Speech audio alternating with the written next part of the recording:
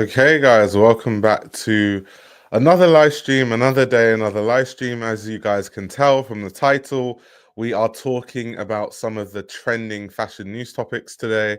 So we're, of course, talking about Proenza Schouler and the Loewe takeover. We're talking about Forever 21, and we're also looking at a few other videos that I found interesting over the course of the week. But anyway, how is everyone doing?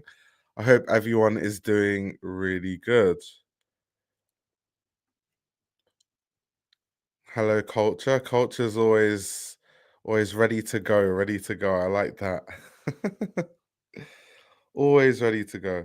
But anyway, without further ado, let's just jump straight into it because I think that there is quite a lot to talk about today, to be very honest. So let's start with the Proenza Schouler news. So, as you guys probably know by now, I feel like this is the biggest news of, let's say, the past 24 hours, that Jack McCollough and Lazaro Hernandez of Proenza Schouler have finally officially taken over at Loewe. We kind of knew this was going to happen. This was almost as inevitable as J.W. Anderson leaving Loewe, as many other inevitable things that are going to happen and have happened. So it wasn't a matter of if it would happen. It was a matter of when. And now we've officially gotten, the confirmation. Duke says I'll be cooking and listening. I like that. We've kind of had our discussions already about Proenza Schouler and where it kind of sits. I do find it really interesting because when I think of Proenza Schouler, I think of like a minimalism with an edge, minimalism with a level of pizzazz on the side. It's very along those lines of Phoebe Philo, Celine.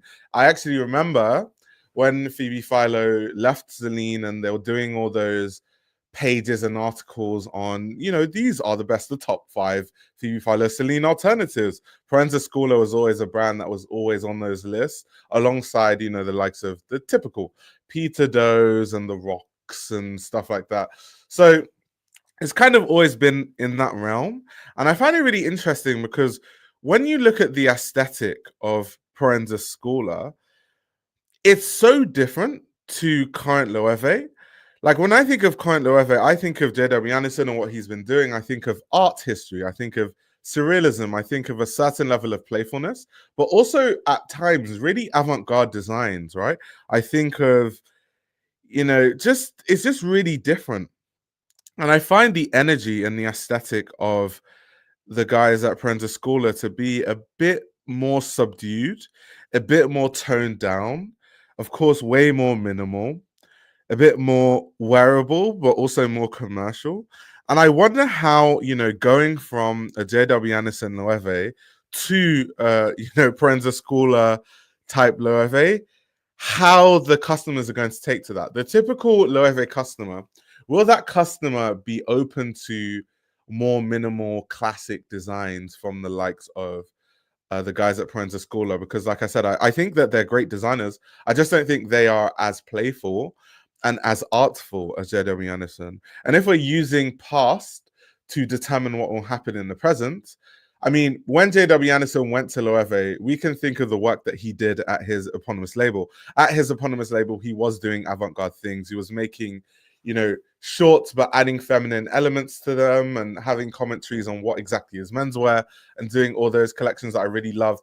That idea that J.W. Anderson used is actually something that he brought to his Moncler Genius collabs when he did them, which I found interesting and is like an interesting thing to note.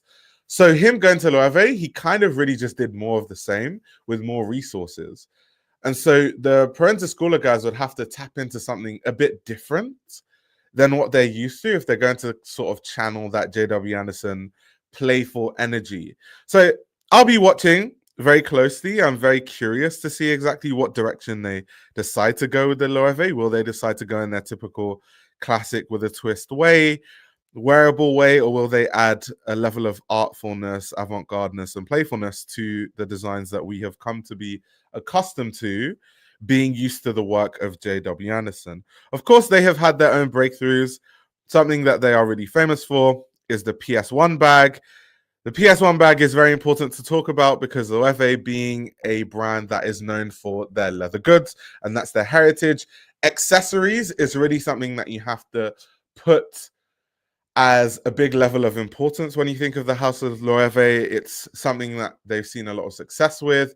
With JW Anderson, we saw the heels that he was doing.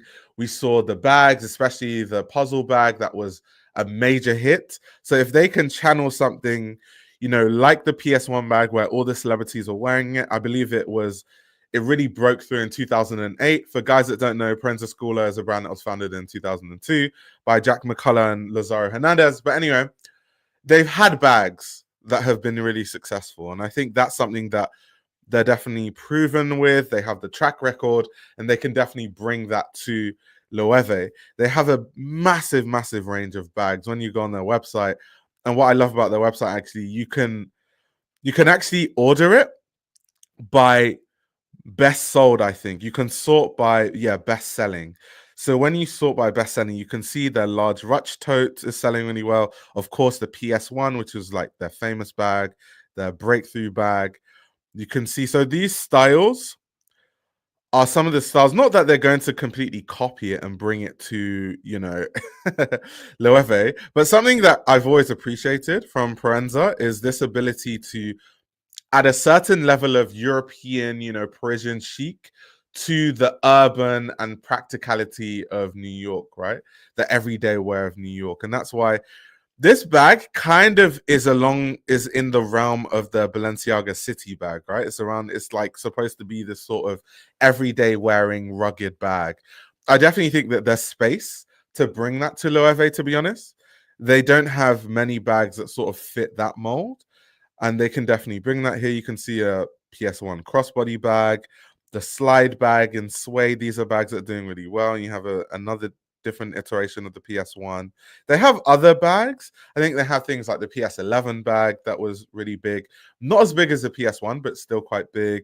Of course, like I said, their tote bag does really, really well for the brand. So there are some similarities there, but I did find, even from when the conversation was being had initially, talking about them taking over at Loewe, I did find it to be a very interesting fit, because I don't think that they necessarily are close to JW Anderson's work. Not that they have to be, but it's just really different. And this is something that I critiqued when it came to the likes of Gucci. I think one of the reasons why Sabato De Sarno's Gucci wasn't taken too well was because it was a complete 180 from Alessandro Michele's aesthetic.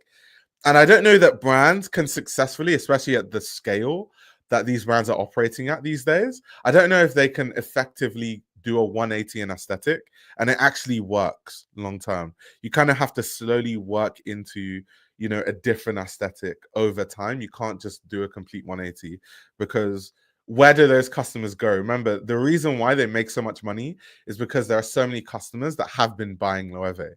So if you alienate all those customers that went there for a specific thing, you're going to see a lot of trouble. So I'm just curious to see what exact direction they go in. But anyway, let's read the Women's Wear Daily article. Designers Jack McCollough and Lazaro Hernandez, better known as the duo behind New York label Proenza Schouler, are the new creative directors at Loewe, effective April 7th. So April is seemingly the month where we are seeing a lot of designers take the mantle at their new jobs. But reading on, they succeeded Jonathan Anderson, who officially stepped down last week after an acclaimed 11-year tenure that catapulted the Spanish house into fashion's big leagues. That development further clears the way for Anderson to eventually take up a creative role at Dior, as reported. Loewe and Dior are both owned by French luxury group LVMH. Confirming a widely expected move exclusively to Women's Wear Daily, Loewe said McCollough and Hernandez would carry the entire creative responsibility of all Loewe collections across women's wear, menswear, leather goods, and accessories. I mean, they are definitely seasoned enough for the role. I mean, that's definitely not in question. They've been in fashion forever.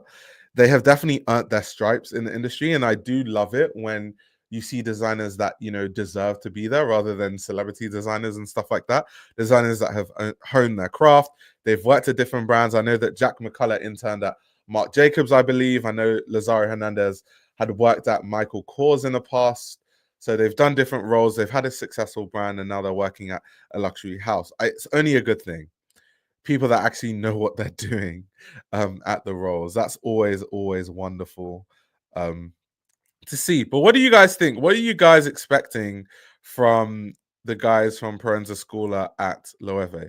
Do you think that they are going to go with their minimal aesthetic, or do you think that they're going to find a happy place and a happy medium between what we've come to expect from a J.W. Janison era Loewe and what they normally do? I'm curious to see what you guys think. I was scoping out for the PS1 on the real, so a few bags for women can fit a laptop, but Loewe bags I've been drooling over for years. Also, it is important to note it's a different price point, right? Loewe bags are way more expensive than Proenza Schouler bags, so they sit in completely different market segments, which is a totally different thing. I also want to look at their website and have a look at what they're selling overall and kind of what designs are doing really well for them, just out of pure curiosity. Let's see, it's on their website. Okay, they have a bio. Let's read through the bio, see what they say. Proenza Schouler is a New York-based women's wear and accessories brand founded in 2002 by designers Jack McCollough and Lazaro Hernandez. The duo met while studying at Parsons School of Design, eventually collaborating on their senior thesis, which became their first collection as Proenza Schouler. Named after the designer's mother's maiden names, the collection was bought in its entirety by Barney's New York. RIP to Barney's. Barney's it's so crazy that anything, when you start looking at fashion history, whether it's the Antwerp Six and the fact that Barney's, bought a lot of the garments of the Antwerp Six initially, or Proenza Schouler, it's sad that they don't exist. It's going to be like one of those things where I'm going to be the old man when I'm 50 or 60 explaining to people the importance of Barney's New York. It's crazy. But reading on. Proenza Schouler makes luxury fashion for the intelligent, adult, urban woman of today. Collections are generally defined by the use of fine luxury materials, consistently infused with a marked sense of effortlessness and ease. Since its inception, Proenza Schouler has played an important role in reinvigorating American fashion. That's definitely true. Awarded with the inaugural CFDA Vogue Fashion Fund Award in 2004, the emerging brand was quickly established as a leading talent in the industry. Proenza Schouler has won 5 CFDA awards, including the 2003 Swarovski Award for ready-to-wear, the 2009 Accessory Designer of the Year Award, and the Women's Wear Designer of the Year Award in 2007, 2011, and 2013. That's crazy, by the way, like 5 awards. But then, to be fair, New York, outside of the likes of, Tom Brown and a few other brands, the competition is not stiff. It's not like competition in France, right? Or in Italy. Not to take away from their accomplishments, though. So, okay, now they're talking about the success of the PS1 bag that I mentioned earlier. Proenza Schouler launched its first handbag collection in 2008, including the PS1, a classic satchel that embodies a sense of wearable luxury that has become the brand's signature. In 2012, the brand launched their footwear collection, which completed their luxury accessories offering. Proenza Schouler has also collaborated with leading brands, including L'Oreal, Birkenstock, and Mercedes-Benz. In 2019, the brand's casual line, Proenza Schouler White Label, was launched. And this label derives much of its language from elements found throughout the history of the main line, but rendered in a more casual and accessible way, which, I mean, is the way that most, white labels work, is just taking the main line and making it more accessible by using fabrics that are less expensive to make or produce, and therefore it's more accessible for customers. The pairing of Jack and Lazaro clearly demonstrates their success in both the accessories and ready-to-wear markets. Yeah, I'm definitely with you on that. I wish I had money when Barney's was open. All of us, you and me alike. You and me alike, to be very honest with you. Crazy streaming time. Yeah, it's quite late. It's 12:30 a.m. in the UK. I'm a bit of a night owl. I don't really like sleeping, clearly. But yeah, so that's the story with Proenza Schouler. I think that Proenza Schouler is a brand that, they're very classic, they're very consistent, they're very well known, they have a cult customer following. The thing about Proenza Schouler, though, is it's a brand I've always viewed as good, And, you know, they make stuff that's well made. There's a lot of people that love their stuff. It's very classic. It fits in a wardrobe quite seamlessly. But the only issue is I'm not really excited. Like when I think of Proenza Schouler, I don't get a sense of excitement, which is why I also feel like there isn't the level of excitement around this appointment that we have seen from other appointments, whether it's, you know, Heider Ackerman at Tom Ford or Matteo Blasi at, you know, Chanel, and many other appointments. I think this is one of the appointments that we won't see as much excitement because their brand doesn't garner that level of excitement, to be honest. And I think that's to do with their designs. But I'm still curious to see what they do and kind of where they go from there. So, guys, that is the story around Proenza Schouler. That's the story around Proenza Schouler. Next on the agenda, I found a very interesting video on YouTube. Now, you guys know I basically live on YouTube. It's actually quite bad. My screen time via YouTube is quite sickening, to be honest. But I found this YouTuber called Ash Callaghan, I believe is her name. She's a really, really cool creator. I love her content. Really, really cool, really fun. She talks about menswear a lot and just like fashion in general and different like historical things and how that relates to current aesthetics and stuff like that. But I find her content really, really interesting and really cool. She's like really, yeah, she's kind of quirky, weird, kind of what you guys are saying in the chat. Like weirdly quirky, but in a cool way though. She's really cool, but quirky, weird, mysterious vibes. But she has this video that was titled "Discussing Menswear as a Woman," and I really wanted to react to it because I just think it's really interesting. Like her take was really interesting, and I have a lot to say about points that were made in the video.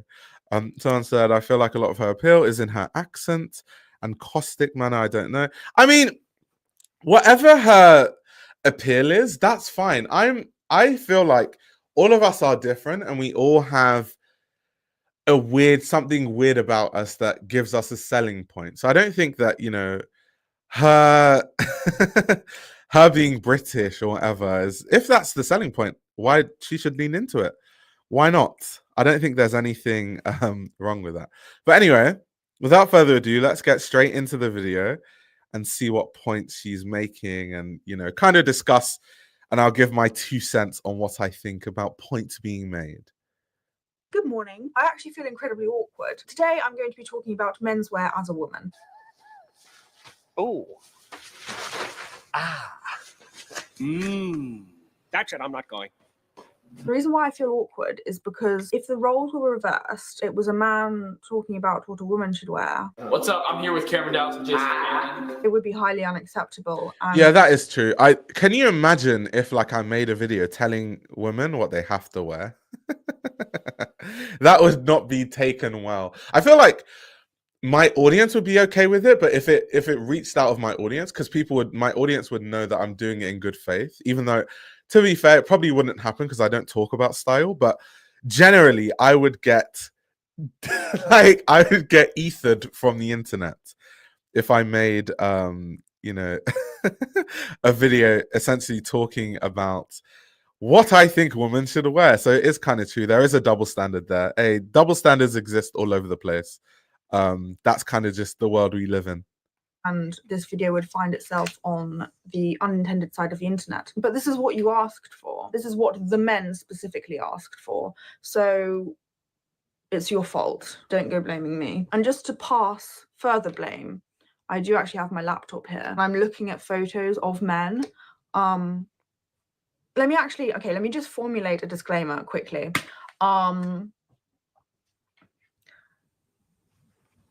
As a woman talking about menswear, you guys in the chat, so someone said nearly all women's wear designers are men. They can't talk women's wear. I think societally, if you're a gay man, I think you kind of get a pass to talk about women and women's clothing because it's not seen the same. Me being a straight man, I just think it's seen differently by people in society.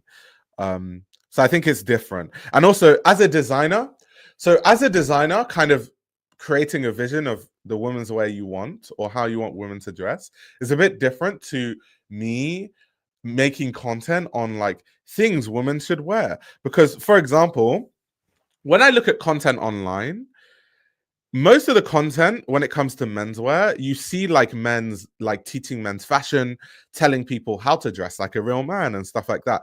Or you see women that make content along the lines of how to dress in a way that women find attractive or how to dress in a way to attract women. You see a lot of women making content like that.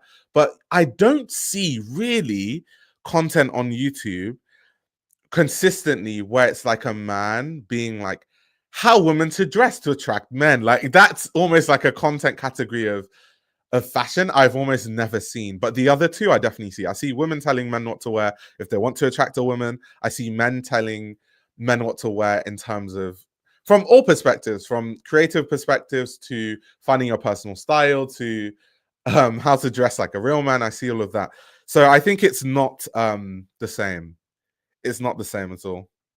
I do not represent the female opinion as a whole, neither do I represent male opinion as a whole. I'm merely commenting on the aesthetics of an outfit, as I do not know how an outfit would feel to a male, both emotionally and physically, as I am not a male. If you do get offended, please just open another tab and mute this one, but keep it running so I still get your view. Okay, so I just have a couple of bullet points written down here. Shall I go through them?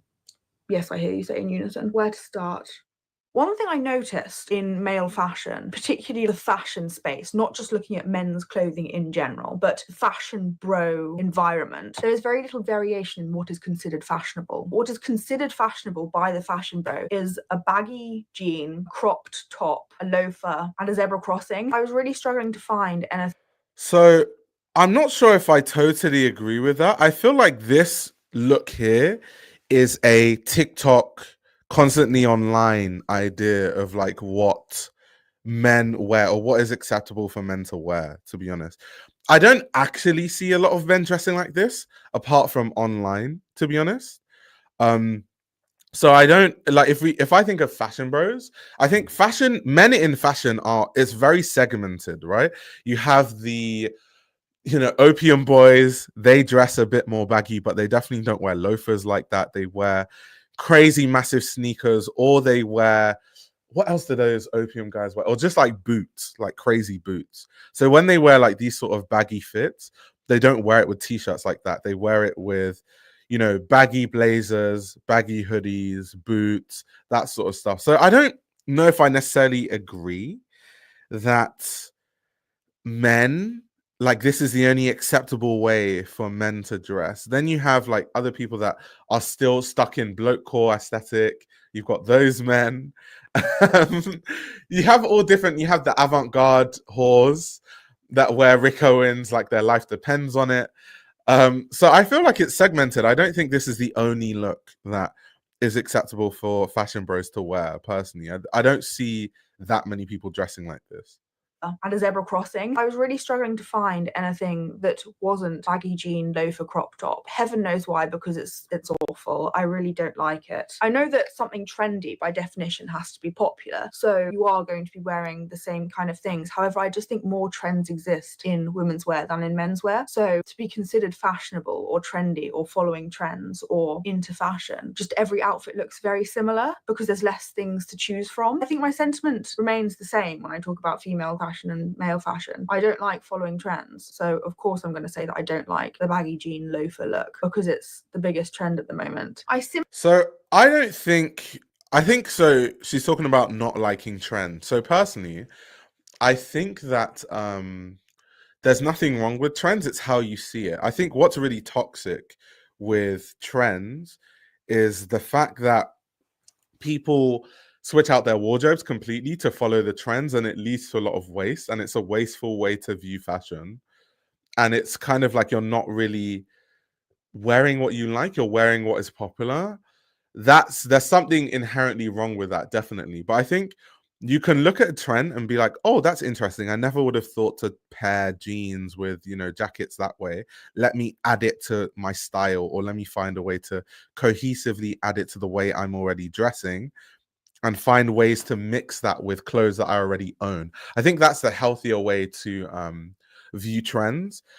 But I think that there's a certain like point in fashion that you get to where you're just like, I hate all trends and I reject all trends. But I don't think that's productive per se, to just completely negate all trends and be like, all trends bad. I think it's a very like simplistic way to view trends or trend cycles, because ultimately, however you dress, an argument could be made that the way that you dress it fits into a certain trend cycle at some time period, right? So you can't 100% be against trends. I think it's just a very like contrarian, I'm so into fashion that I don't care about trends take. But I don't think that there's anything like inherently wrong with trends, unless like kind of what I mentioned earlier. It's the way you view it. Sympathize, because there is far less silhouettes to play with in menswear, and again, far less trends to choose from if you want something fashionable or considered fashionable. Don't find inspiration from the fashion bros. They are being paid to wear whatever they're wearing, or being paid to follow trends in general, or indirectly being paid. So there's some kind of ulterior motive to the way they dress. Furthermore, they will have to dress differently every day. Sometimes I want to dress like this, then I want to dress like this, then like this, and on Tuesdays like this. To be honest, that's a funny video that she showed. She's spitting, by the way. That's a funny video she showed, because it looks like the same fit, just in like different colors with different pieces. Like the way he's like, sometimes I want to dress like this and just like that. It literally looked like the same outfit. Wait, let me let me bring it back. 1 second. I swear to God that looked like the same fit. Have to dress differently every day. Sometimes I want to dress like this, then I want to dress like this, then like this, and on Tuesdays like this. That's the same fit. To get content every day. Also, shout out to Drew Joyner. They're using Drew Joyner voiceovers. Hey, that's how you know Drew Joyner's gone way out of the stratosphere. People using his voiceovers. That being said, when Drew Joyner does those, like, sometimes I want to dress like this and I want to dress like this, he actually wears different outfits. But I think in this case, it literally looked like the same fit done in 4 different ways.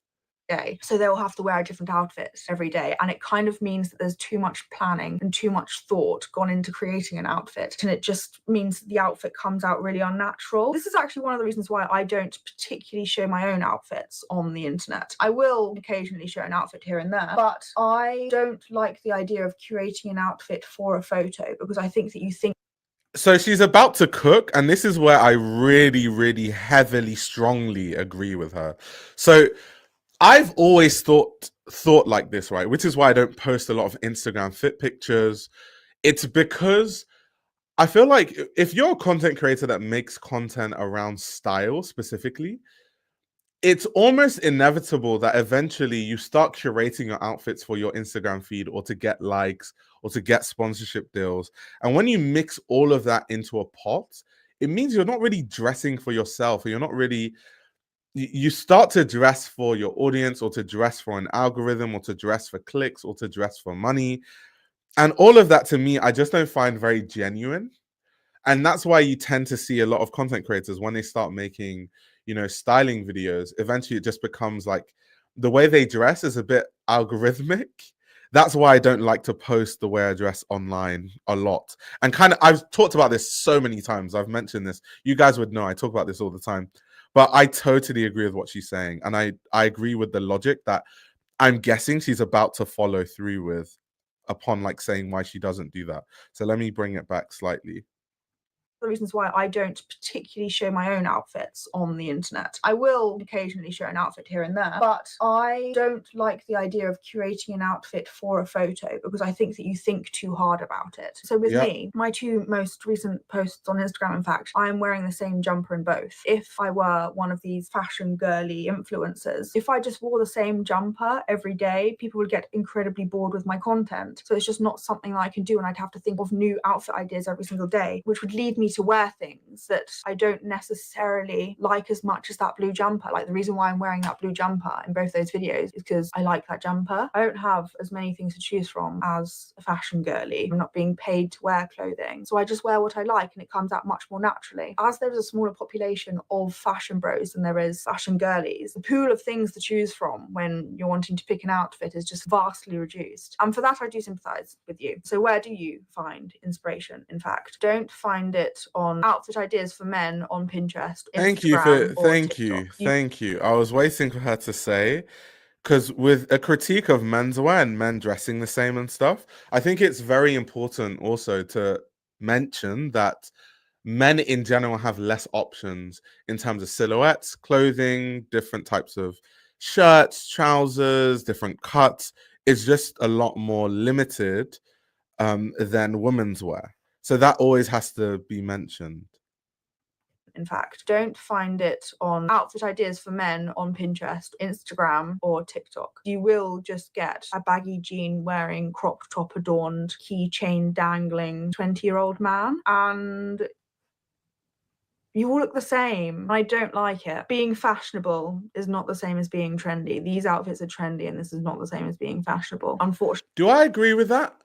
Being fashionable is not the same thing as being trendy. I don't know. I think some people are stylish enough to, even when they hop on a trend, they do it in a perfect way. Like they style it in a way where the cut is amazing, the fit is amazing, and even if it's trendy, they're still stylish. I don't know if there's a complete different. Yeah, I think kind of what someone is saying in the chat. I think there can be an overlap. Yeah, I don't think it's completely different in terms of being stylish and, you know, being trendy are like completely different things. I don't know that to be completely true, but I definitely agree to an extent. Fortunately, if only it were that easy. But it's not. So where can you find inspiration? Find inspiration for people whose job it is not fashion. The best people to look at for inspiration are creatives, but not in the genre of fashion, if you know what I mean. So you have your actors, your singers, your artists. Look towards those people for inspiration because their focus is not their outfit. So their outfit will be very natural to them. They're just wearing what they have to wear to follow their creative endeavor. However, they have that creative mind. So I believe their outfit will be somewhat a creative outlet for them. But because it's not the focus, they're not thinking too hard about it. They're trying to showcase their artwork. So they're not necessarily thinking about their outfit quite as much as what their art looks like. And by this virtue, I think they would create a more natural outfit. Oh, another one is go onto YouTube and watch all of the house tours of artists. Artists have great fashion sense, I think. The view of what people wear is very skewed due to TikTok and Instagram. You don't want to Yeah, kind of what people are saying in the chat. A lot of artists have stylists. A lot of celebrities have stylists. It's not, most of their style is not like genuinely them or whatever. Like it's not. By the time we see their style, a lot of them have stylists. And the other ones, a lot of them just dress really plainly.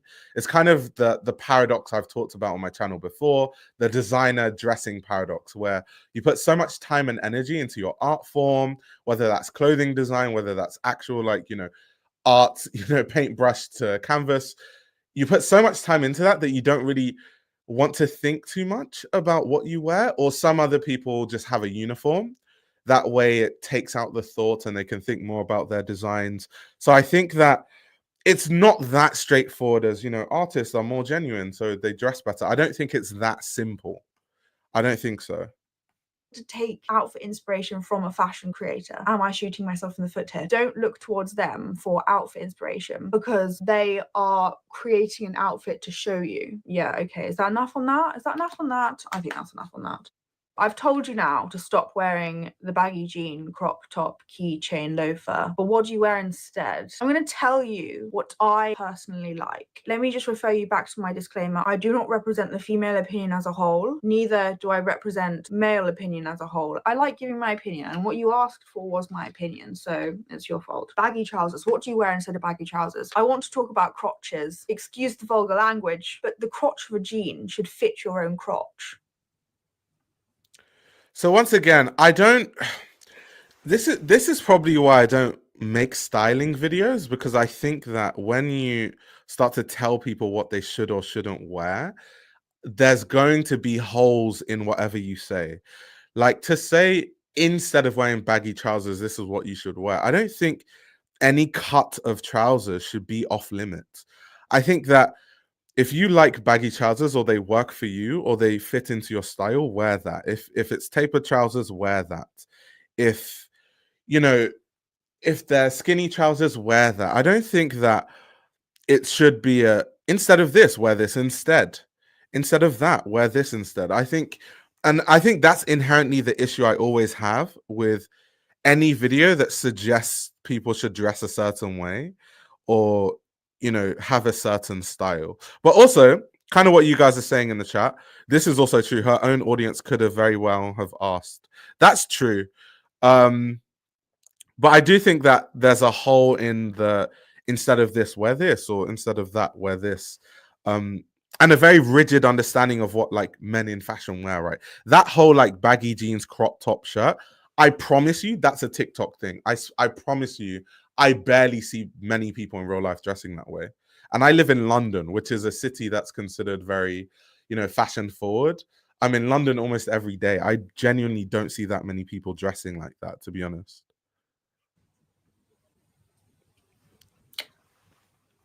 This is horrendous to talk about. I'm not saying that you need a low-waisted, fitted crotch, but sometimes I look at these outfits and I know why they're a photograph, because there's no possible way you could even walk in these, because the tops of your legs would be far restricted. So I don't know how on earth you'd be walking in it. So don't believe everything you see online, as I say, because there's no way these fashion bros are even getting anywhere. But yes, in conclusion,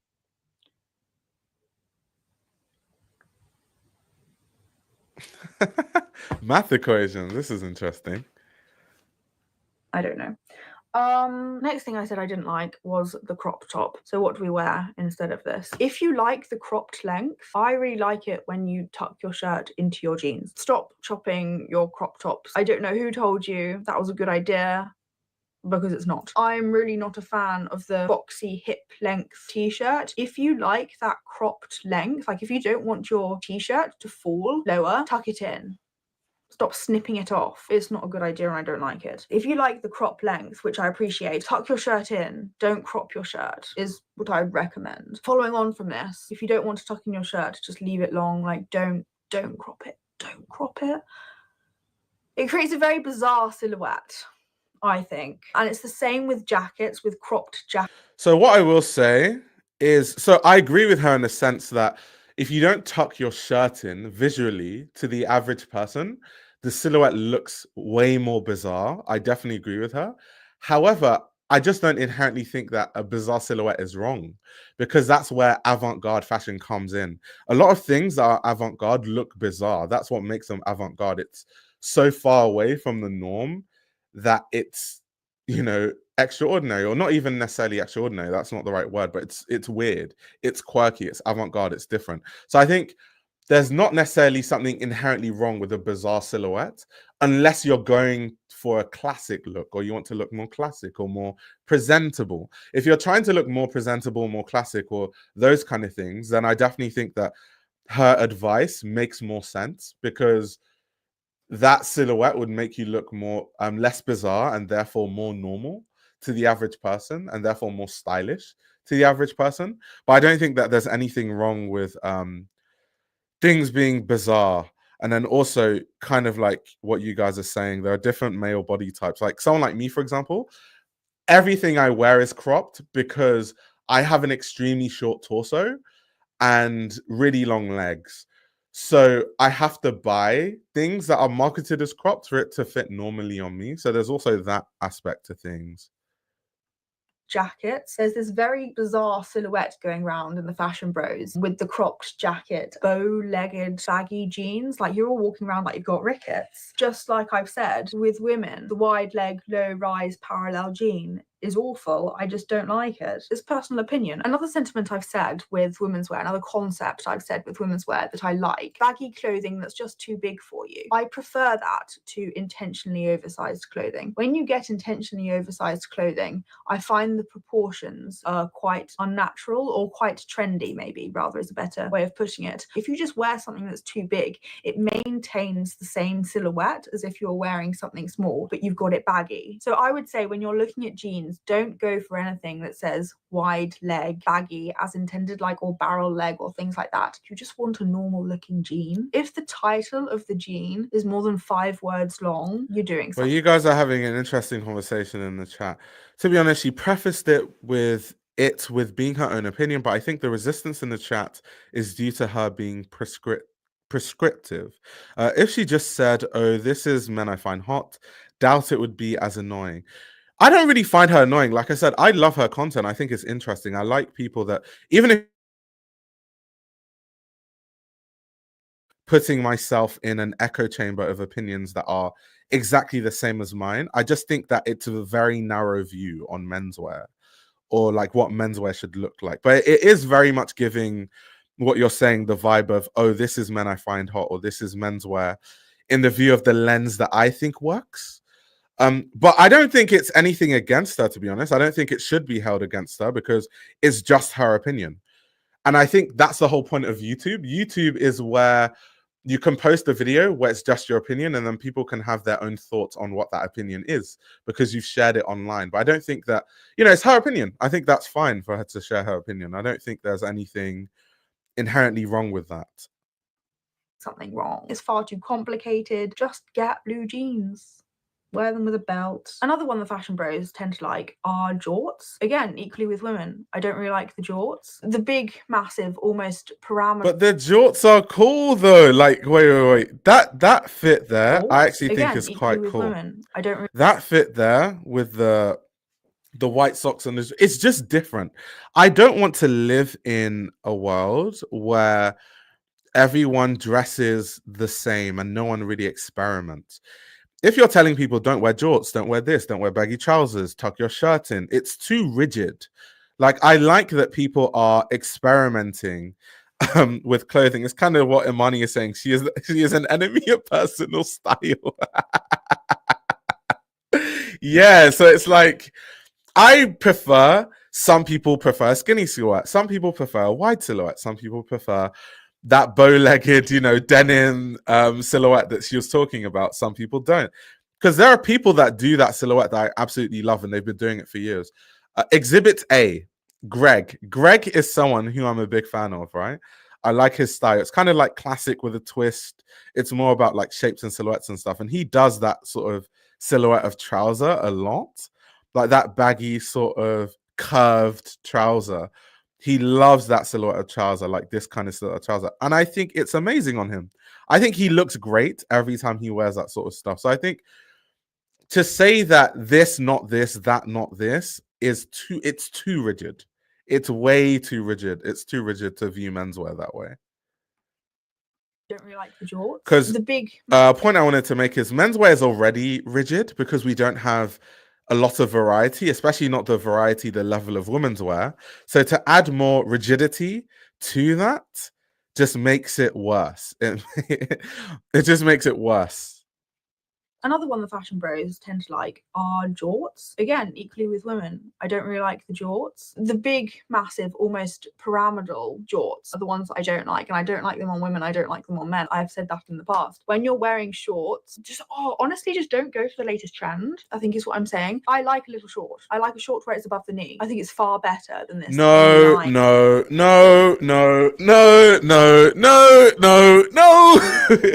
First of all, you have to think of different body types. I think the really short shorts only works if you're skinny. I think that's the only time it works, to be very honest with you. This one, I'm going to heavily disagree. I specifically only wear Comme des Garçons un plus shorts, or shorts that have that exact silhouette, because I have an athletic build. I have really muscular legs. So if I wear shorts like that, it looks absolutely ridiculous. So I think to say that, to have a like blanket statement and say that, men should be wearing shorter shorts, I don't agree with that one bit. I think it depends on your body type as to whether that works or not, to be honest. So yeah, I just completely disagree with that. I want to put on screen the kind of silhouette of shorts I'm talking about, because my shorts are over the knee, but just over the knee. they're kind of just over the knee. So this is the silhouette of shorts that I buy. So exactly this kind of shape. So they're kind of wide, just over the knee, flowy kind of silhouette of shorts. Like this silhouette of shorts is my go-to for shorts, for my kind of build. If I wore those kind of tiny short shorts, I would look so stupid. Like I would look like an idiot, literally. So I think once again, skinny men, yes. But depending on your body type, I don't think that that's the best fit for shorts, to be honest.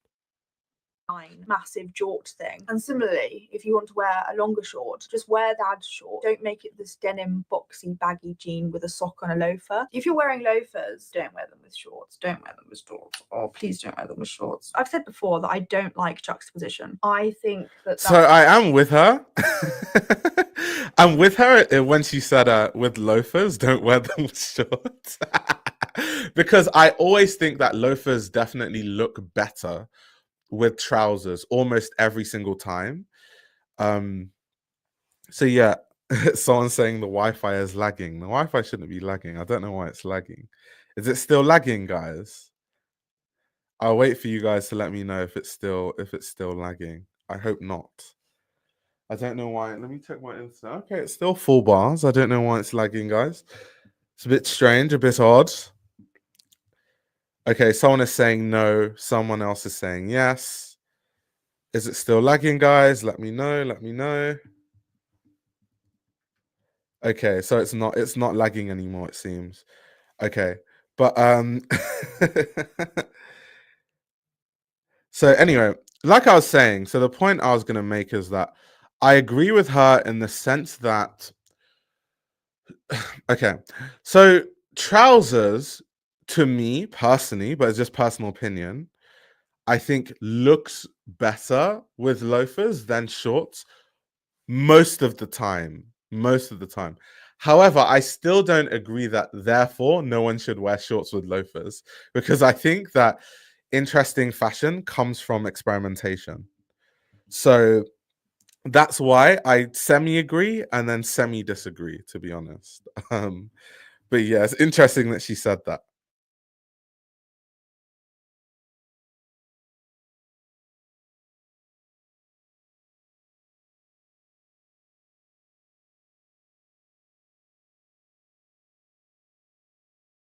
Second. Let me restart the Wi-Fi. Okay, it should be better now. I just reset the Wi-Fi. If not, we're just gonna keep going. Hopefully, it's good. I no longer have too many issues, but we shall see. But okay, so someone is saying, let's see what you guys are saying in the chat. When I'm hideously rich, I'll just buy up all of Demna's clothing that is on market and dump it so no one would ever wear it. Oh my gosh, that's crazy. That's crazy. Okay, you guys are saying it's great. Yeah, I just reset the Wi-Fi, so it should be a lot better. But yeah, going back to the video. So I just think that there's beauty in experimentation. And that's the thing about personal style. I can appreciate ways of dressing that I don't dress like. I can appreciate styles that I would never wear, but I can see the validity of it. I can't even speak. Oh my gosh. So it's kind of strange to just say that never wear loafers with shorts, never wear that with this, never wear trousers with that. It's too rigid for me. This is why I find it really difficult to get into personal style videos. They always like, if I started reacting to loads of personal style advice tip videos, you would see that I would recognize so many holes in what they're saying. It just always tends to be the case with these kind of videos.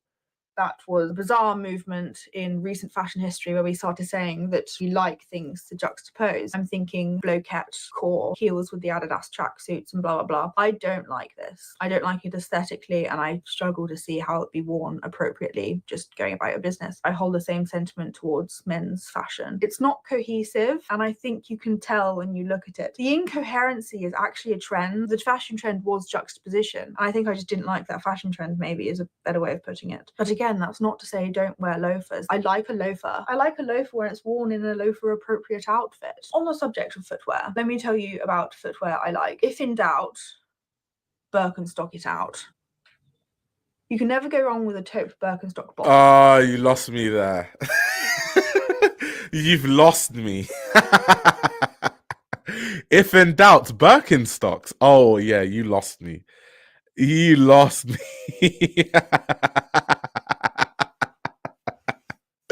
She must be trolling. She must be trolling. There is no way.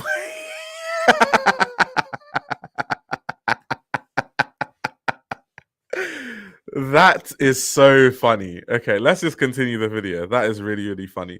Also, someone in the chat is saying that this video is very interesting. I totally agree. I think it's an extremely interesting video, actually. I think it's a great video, which is why I wanted to react to it. And I like her videos. I think a lot of her videos, whether I agree or not, I think she just brings up interesting points. And that's why I think a lot of her videos do really well and they get really good discussions around the videos because she brings up topics that people like to discuss. So yeah. But let's watch on. If in doubt, Birkenstocks. I had a good laugh there. That was quite funny.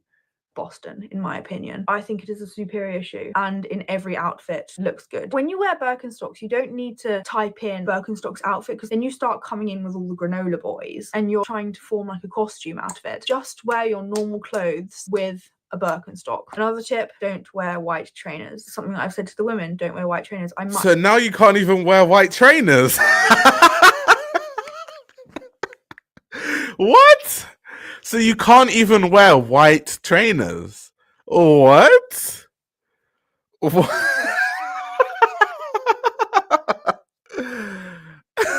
Obviously, I feel like she's definitely trolling. She has like a tone of voice that makes me think she's trolling, to be fair. But in no circumstance to wear white trainers, like, that's crazy. I much prefer black trainers over white trainers. Again, personal preference. It's actually so awful talking about. Another one I noticed was men don't tend to wear bags particularly often. And you certainly don't wear small bags. I think you don't wear small bags because your pockets are big enough or you have. So I totally disagree. I think that most men wear bags because most men, just not handbags, but most men wear like a crossbody or have a tote bag, or because men carry loads of things around all the time. And then also we have massive pockets too. But most guys that I know always carry stuff. Like they always carry stuff. Like either you're working, so you carry your laptop with you everywhere you go. I don't know if I agree with that. Most men just don't carry bags at all. I don't know about all of that. You have pockets, full stop. Women tend to have fake pockets, small pockets or no pockets. So we can have little tiny handbags. But with the men, you can fit stuff in your pocket. Am I correct? I don't know. Maybe I'm not correct in that. If you're carrying something big, like if you want a cereal box or something, I don't know. Where are you going to put the cereal box? Oh, you know what I mean? I can't think of the analogies. I don't look at men enough. I'm not around men enough to think about hypotheticals. But basically, you need big bags. So what bag do you wear? The obvious route, I think, is wear a backpack. And I've said before that I like backpacks. I like backpacks. You guys in the chat are killing me, praying for whoever she ends up dating. She's going to give him like 5 million rules on how to dress. That's hilarious. You can't wear white trainers. And, you know, never wear loafers with shorts. You're not allowed to wear shorts, only trousers. And while you're at it, you're not allowed to wear baggy anything. And if I see you following any sort of trend, I will absolutely vomit all over the floor. And by the way, make sure you carry a bag everywhere you go. I don't know. I just think that maybe her POV is mainly that, you know, fashion should have loads of rules and all these rigid rules. Which I obviously inherently don't agree with. Whatever rule you have, I've seen someone break that rule and look good. So the white trainers, no one should wear white trainers. I've seen so many people wear white trainers and look amazing. What other rule does people shouldn't wear baggy clothes? I've seen people wear baggy clothes and look amazing. I think it just depends on, you know, how you do it and how it's put together more so than anything else. where you strap yourself in. But another thing, a backpack is not smart or nice. It's more of a functionality. It still can obviously be fashionable. Myself, when I wear my backpack, I wear it with the straps across, and that's how I kind of like do it up, because I just feel like people don't tend to do that as much. So anyway, if you're going somewhere nice, what kind of bag can you hold that's not feminine? Like how to not make it feminine and how to not make it look overly trendy or cheesy or outdated. Personally, the sports duffel bags that are worn cross shoulder, they remind me of high school. All of the boys when I went to high school wore Nike duffel bags that were crossbody. Personally, I'm not a fan of a crossbody on male species. See, this is hard. So see, this is the issue, because once again, like when she said earlier in the video, she said that men are dressing in that like baggy denim way, which I was like, I don't see that many men dressing that way. I think that's more of like a TikTok trend thing. Now she's talking about in school, men were wearing those crossbody Nike bags. So the reason why we used to wear those Nike bags is because we had football training after school, but we also needed to carry our books. So it was more of a practical thing. It was not a style consideration at all. If you're talking about style tips, I don't think any man wears a crossbody Nike gym bag as a fashion statement. I don't know any man on this planet that does that. Every single man I know that, you know, has that bag, they're either going to the gym or they're doing something athletic, or they just have to stow loads of clothes because maybe they're going to work and going to the gym after, or they're going to work and they're going to whatever, football training after, rugby training. That's the only time you'd see men having those bags. So to say that, you know, I don't like it when men wear this stuff, it's unstylish. It's never a stylish consideration for men at all. It wasn't in school when we were kids, and it's not as adults. It feminine and how to not make it look overly trendy or cheesy or outdated. Personally, the sports duffel bags that are worn cross shoulder, they remind me of high school. All of the boys when I went to high school wore Nike duffel bags that were crossbody. Personally, I'm not a fan of a crossbody on male species. See, this is hard because I feel for you. I feel for you again, because how on earth do you wear a bag comfortably? The margin for a good outfit in men is very thin because you have outdated, ugly outfits. You have your sweet spot in the middle where you have a good outfit, and then you have your try hard outfit, and I feel like that sweet spot in the middle is actually very incredibly small because you have so little to choose from. I do feel sorry for you. If I were to talk about bags, I prefer it when you have the bag that you hold in your hand. I'm thinking Bottega 2025. I like it. I feel like that's quite impractical. It's quite impractical and hard to carry around a bag in that way, or for me it is at least. Maybe you have bigger muscles than me. I mean, of course you do. I can see a So once again, she's making a video about menswear. Let me bring it back. She said it's impractical to carry a bag, but most men that are stylish, that's the exact way that they carry bags. Like they wear duffels. It's mainly duffels for men. So she said it's impractical to carry a bag like that, but that's how most men's bags are. Especially men, when they wear suits, those are the kind of bags that they carry. So it's like that's literally the prototypical hashtag menswear style of bag. Literally, like the duffel bag that you hold in like that, you kind of clutch it under. Crazy. Bottega 2025. I like it. I feel like that's quite impractical. It's quite impractical and hard to carry around a bag in that way, or for me it is at least. Maybe you have bigger muscles than me. I mean, of course you do. I can see a man wearing a Longchamp bag and that looking good, held like a briefcase type thing. Do I have anything else to talk about? I think honestly the main thing is don't think too hard about it. Look at Giovanni Agnelli, an Italian business. I think the main thing is don't think too hard about it, but there are like 50 million rules in the video. That's crazy. Man who to me is the epitome of sprezzatura, just effortlessly stylish. I think it's just simple, don't layer. Honestly, what is the point in this video? Because literally every single sentiment that I don't like in women's wear, I don't like in men. Every single sentiment in women's wear I like in men.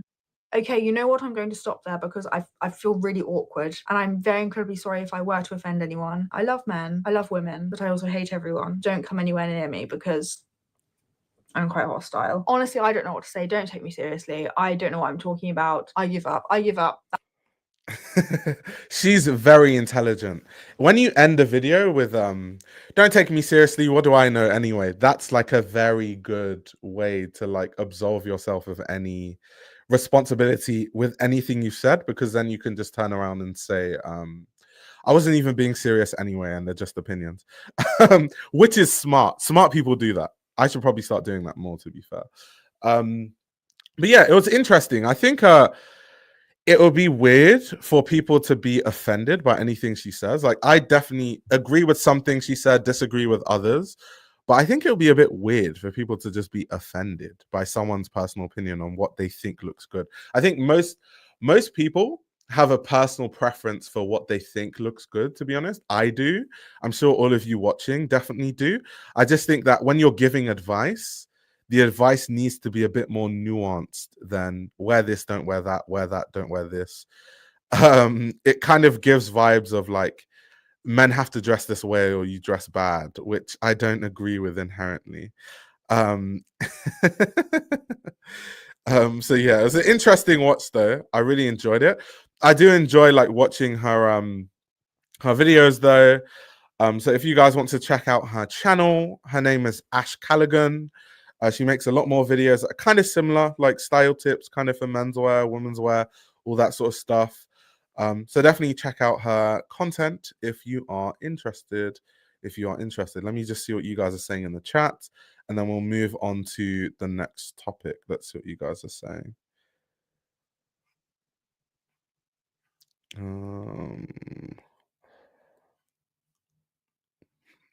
Oh my god, weirdest shit I've ever seen. Jeez. It's just a prank, bro.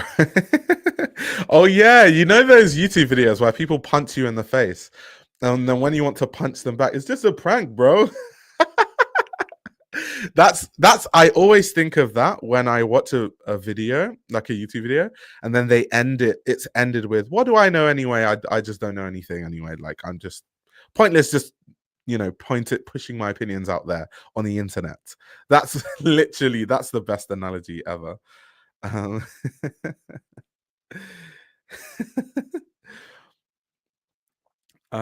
the topic of personal style, do you have any opinions on Vuja Day and the kind of cult following that Ken Ijima has with his style that he showcases in his videos? Okay, so now we're talking about Ken Ijima. 1 second, let me just jump out of that.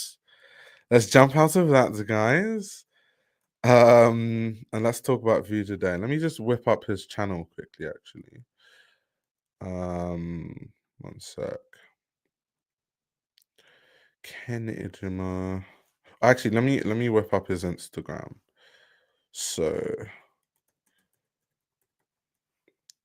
Ken Ijima. What's his Instagram name? Is it just Ken? I can't really find it. What's his Instagram name, guys? You guys would know. What's his Instagram name? What's his Instagram?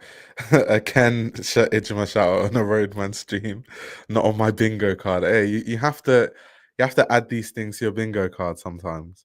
It's just his name. Why can't I find it? Wait, let me just Ken Ijima.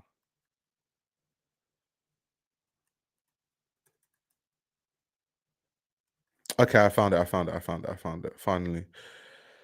Okay, so let's go on his Instagram page. Okay, so Ken, I'll give you the rundown of what I think about Ken. I'll just give you like a quick rundown. So for people that don't know who like Ken is, so Ken is like a really big, I guess you call him a fashion designer. I mean, he runs a brand called Vuja Day, and Vuja Day is very quickly becoming a hugely successful brand. Let me see if I can go. He's probably tagged Vuja Day. Yeah. So this is Vuja Day's Instagram, 115k followers, clearly doing really well. It's garnered a cult following because of his YouTube videos. So he started making like YouTube vlogs in Japan. I think that there's like a crazy obsession with anything Japanese and fashion, to be honest. So I think any person, if you make content in Japan, you're going to the moon, to be honest. And I think that Ken Ijima definitely tapped into that. And I think his vlogs are actually really good. Like, I enjoy watching them. I think his vlogs are very, very cool. Like, since he started, I've always enjoyed the vlogs. I like his editing style. I like his filming style. I like his friends in terms of the people that are always in the videos and kind of the people that we see. It's cool. He's a cool guy. He has cool vibes. And I think that was like the starting appeal. Kind of people liked him as a person, and that extended to his style. Now, about his style, I think he's evolved over the years. I think when he started, he did have a very Instagrammy style, like the way he was dressing. Genuinely, I used to think that he dresses like how Sanjeev used to dress 4 years prior. Like, he would wear things like Issey Miyake on plissé, and people would be like, oh my God, like, Ken put me onto pleat. So I'm like, oh, okay, this is interesting. This is just like a new generation who maybe weren't into Sanjeev's content at the time, and, you know, the likes of VJ Borelli and stuff. So they didn't catch that time when every man was wearing Issey Miyake on plissé. So Ken kind of brought that back. So I think with Ken, when I think of his style, he brought back a lot of things that I already thought were trends, like, let's say 3 years before. So I'll give you examples. Things like old Jordan 1s, like there was a trend where people were buying Jordan 1s from like the 90s and stuff. He brought that back, but that had been done before. The Issey Miyake on plissé stuff had been done before. Also earlier, in terms of like his style, like he was very obsessed with the whole archive thing, which was, I think, already an obsession before. Like, he was wearing like archive helmet lang, like the painter jeans. He was basically the meme of what you know, like archive bros, like it has to be helmet lang painter jeans, it has to be the Ras Simmons riot bomber. He was kind of like obsessed with that. So at the start, to be very honest, I genuinely just thought of his style as like, he spends too much time on Instagram. He's kind of packaged all the Instagram aesthetics from the past, over the past 4 years prior, into his own personal aesthetic, and he's kind of reintroducing those styles to a new generation. That's literally what I used to think of him and his style. Regardless, I used to still watch his videos because I find him as a person really interesting. I find him really cool. I think his vlogs are amazing. So that's why I still used to watch his videos, regardless of being like, oh my God, the way he dresses is literally how Sanjeev used to dress 4 years prior. But I think as time has progressed, he's kind of found his own personal style, and he's kind of I think his style now is way more refined, and I find myself being like a fan of his style more and more as time progresses, to be honest. And even when his brand started, it was very much a ripoff of kind of what he was into at the time. So his brand started as ripping off Helmut Lang heavily, right? Just taking Helmut Lang silhouettes and just basically copying them. And I think as time has progressed, once again, which is why I'm more of a Ken Ijima fan now than I was at the start, because I think he's kind of finding himself as time progresses. So I think that now, yes, his brand is still influenced heavily by the likes of Archive Helmut Lang and stuff like that, but he's finding his own aesthetic within that. He's finding his own style within that. And over time, I think his style has become a bit more refined. So that's kind of like my viewpoint on Ken. Always been a fan of his content. I've always watched his content. But in terms of like his style and his style progression, I think it's been interesting to observe. And I've been very interested. But I think, because I always think of things from a journalistic standpoint, I've always just been so fascinated by how he reintroduced people to a new style of clothing and a new style of fashion that I learned about, like, let's say 6-7 years before, right? Or things that were even trendy in menswear, like a lot earlier. Like I said, Sanjeev was wearing a lot of things that he was wearing, like even the head to toe, the looks. Sanjeev wore a lot of those looks before. So it's just more fascinating than anything else. And I think in that realm, you also have like this guy, Gizmo, who I think, to be honest, Gizmo has better personal style than Ken and a bit more varied personal style than Ken. I think Ken was more like micro trends galore, whereas I think Gizmo was a bit more refined than that. But I think over time, both of them I'd like their style, and it's like really cool anyway. Ken is more like laid back than Gizmo in terms of style. And I think Gizmo also has a brand, Camaware, I think it's called. So no, I find their stuff really cool. I find what they're doing really cool. I think it's amazing that they've been able to build brands off of YouTube as big as they've built it. I think it's very, very impressive, to be honest. I think it's a lot of designers should use them as a case study of like marketing and how to market brands effectively in the right way, to be honest. And if you're a designer and you're not doing that, this is why designers don't make a lot of money, because you should be looking at every different case study that you can as a way to stay in this business, because it's a very difficult business to stay in. And yeah, I find his brand really cool. Also, I am a fan of his brand. Have I ever bought anything from his brand? Not really, because I think that, once again, his brand is semi-adjacent to a lot of other brands that I like, and it's not cheap. So if I'm going to spend that money, I'll probably end up buying Le Mer or something else similar. However, it's not a knock on his brand. I think his brand is really cool. I like the stuff, and I like that he really tries hard with the brand. It's not like the typical influencer brand where they don't put any effort into it.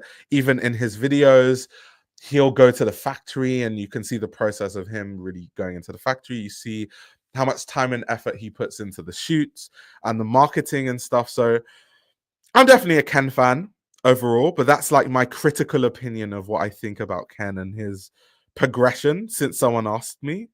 So yeah, that's my thoughts. I see a lot of you in the chat don't really know who he is. I think it doesn't really overlap, like the kind of content I make, like runway reviews and analysis, it doesn't really overlap with his kind of content. I think the kind of people that watch Ken Ijima, there is some overlap, like me, of course, but I think that the kind of people that watch Ken probably watch, I'm trying to think who's adjacent to Ken. Like, they definitely watch Gizmo, the GOAT, and they definitely watch, there's like a bunch of people that vlog and have brands. And I think that's kind of the realm of content. And I think all of them make really good content too.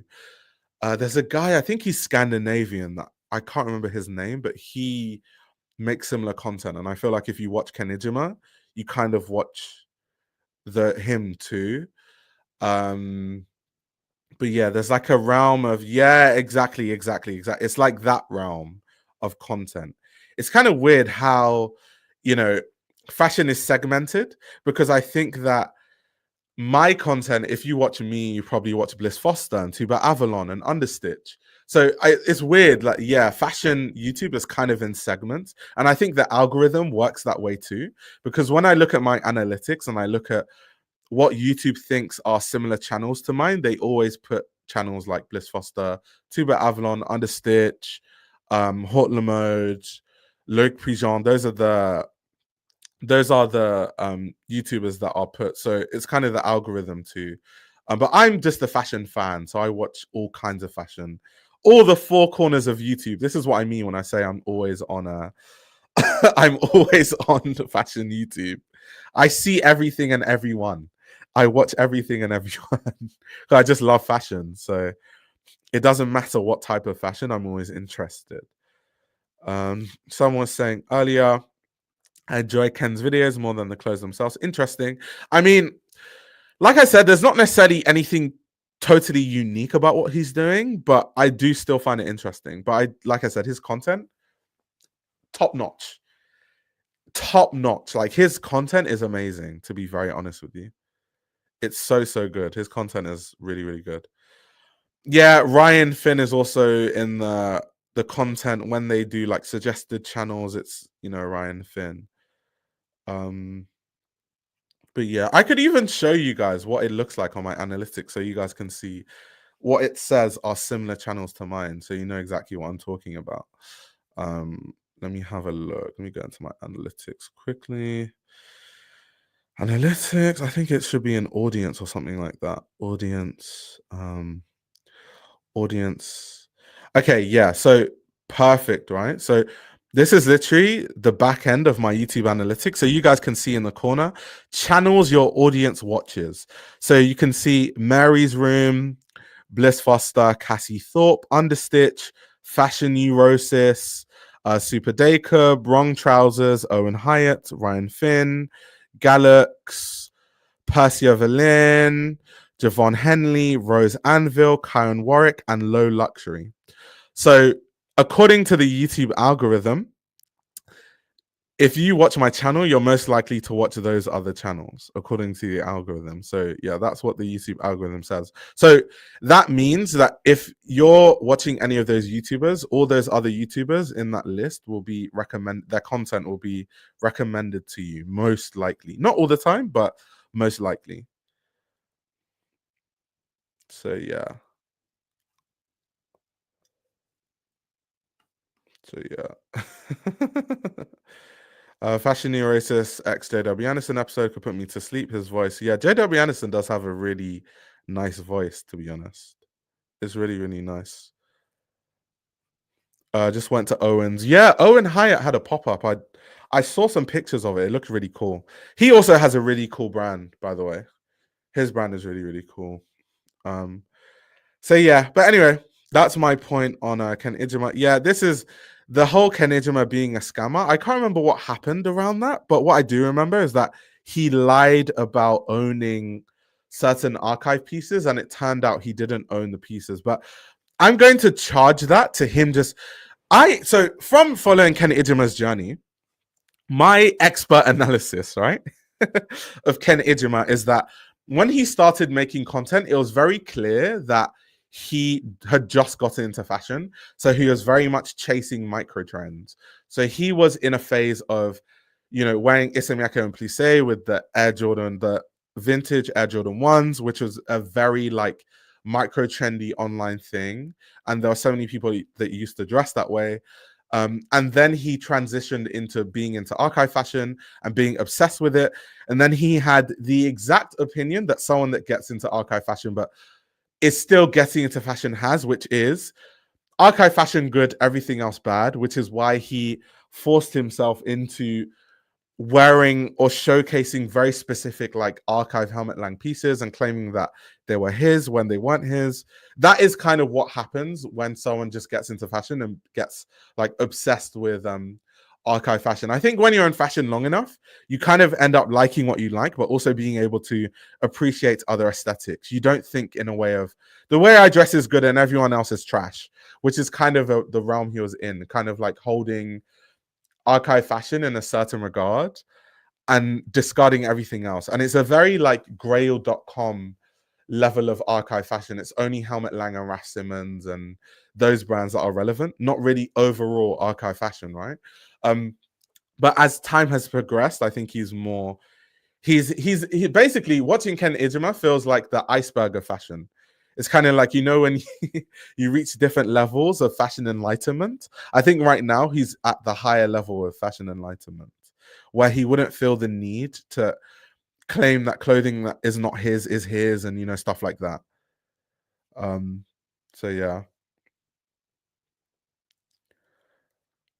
People in the chat are saying that he's not a trained designer. I don't think you need to go to fashion school to be an effective designer or to have a successful brand, to be honest. I just think that it helps in different elements. So it just depends kind of how you want your company, your brand to be structured. But yeah, there are a lot of designers that go to school for years and years and years and can't sell a t-shirt. And they are, really struggling, which I wouldn't wish on any designer. So yeah, it's not necessary. There are legendary designers that didn't go to fashion school, including the likes of people like Rei Kawakubo, for example.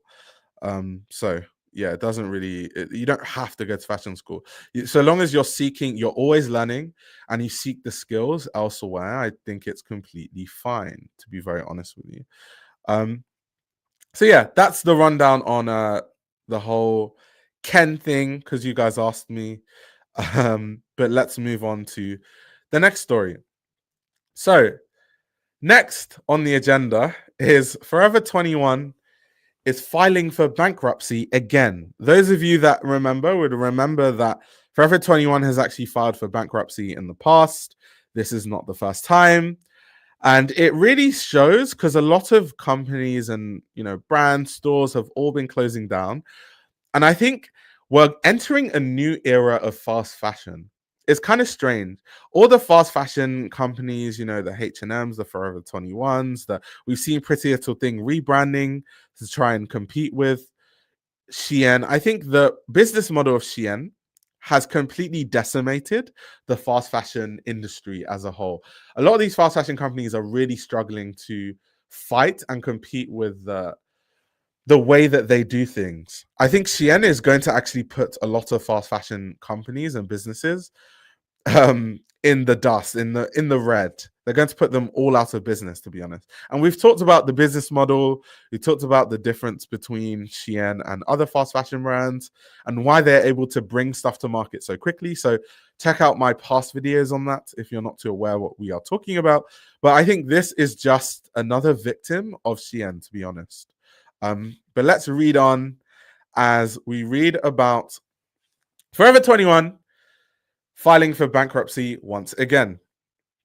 So in 2025, things are a bit different. So they're saying the year is 2009, you're a sophomore at a big public high school. That's very assuming of someone's age, MSNBC, but reading on.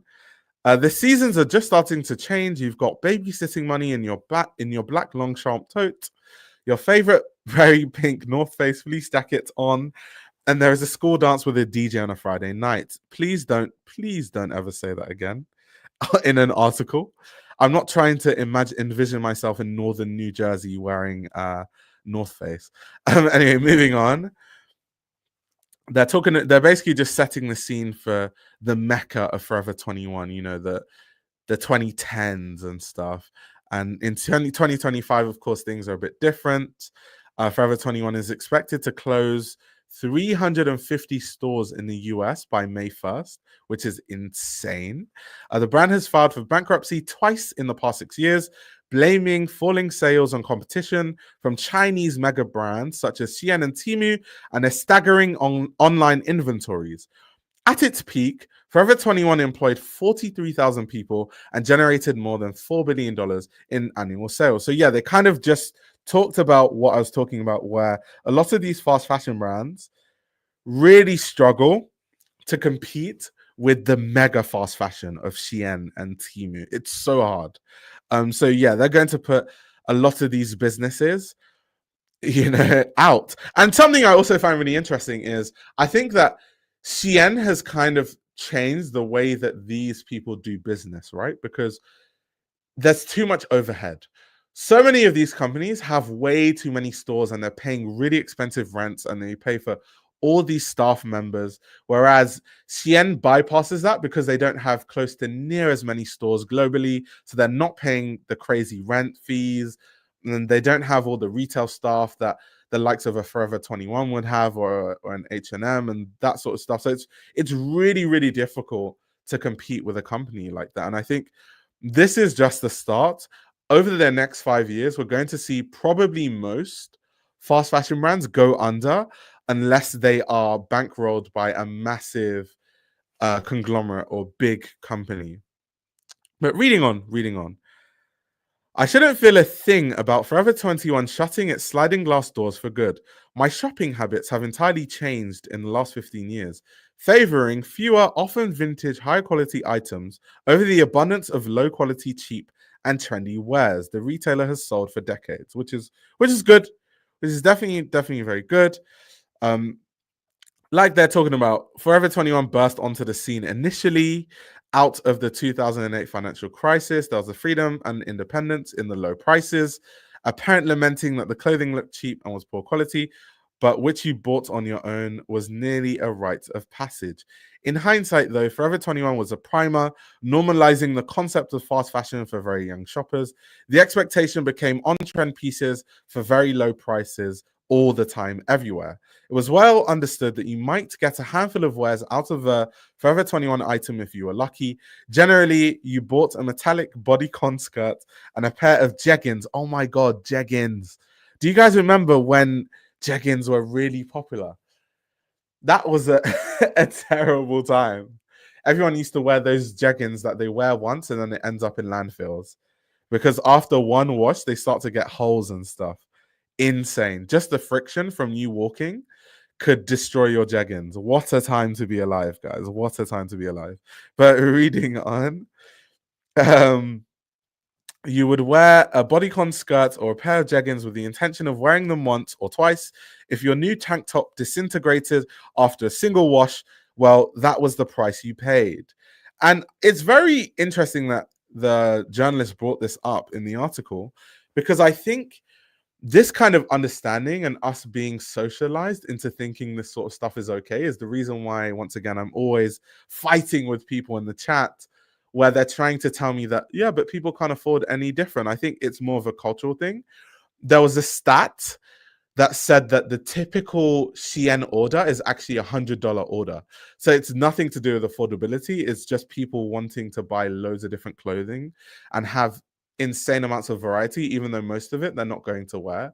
And most of it, if anything, is going to be worn once. And it's just like a wasteful way of seeing fashion. I think that culture was definitely built upon the business models of a lot of fast fashion brands, including the likes of Forever 21. So it's very good that that was mentioned and brought upon in the article.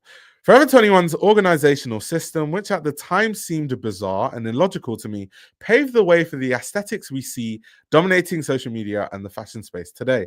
The clothes were not grouped by item, but by trend. In 2009, for example, there would have been an entire corner brimming with fluorescent tank tops, skirts, and bandage dresses, perfect for the neon-themed school dance. TikTok often categorizes user style as a specific aesthetic in a similar way: modwife, clean girl, ballet core.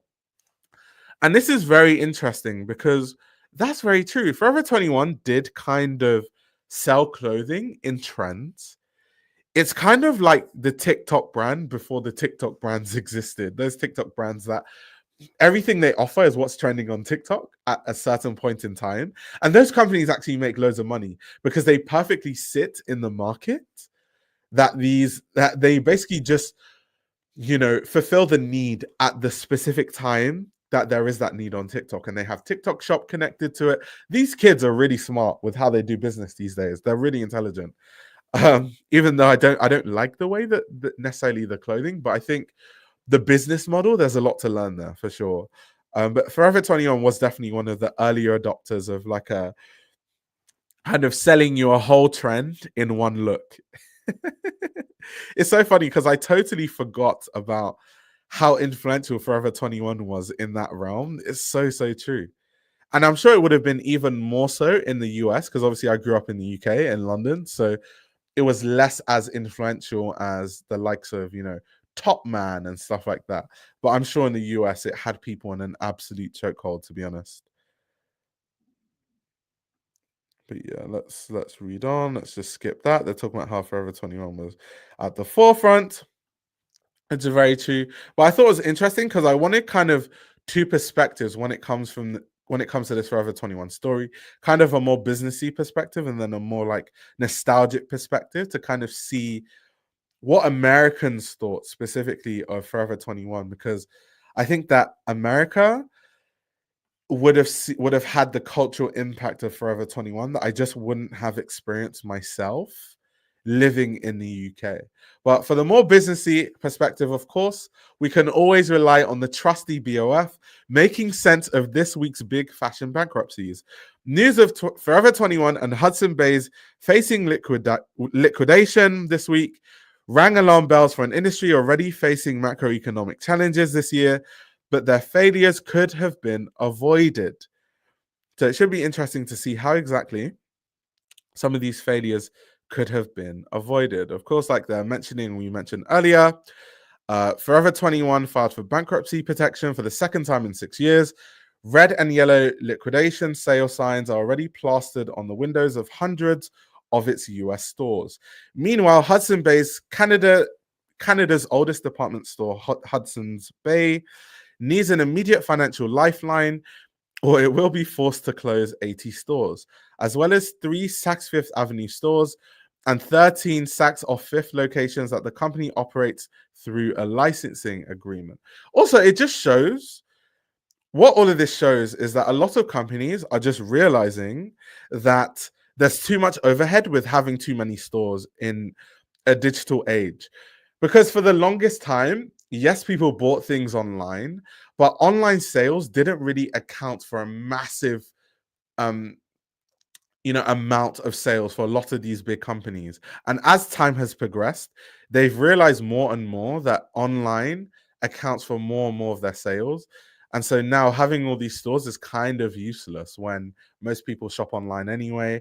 There are more options. Like someone like me, for example, I never really shop in store because most times they won't have my size in store. Most times my size is like the weird size that they only have 2 in stock online. So going in store is kind of a waste of time.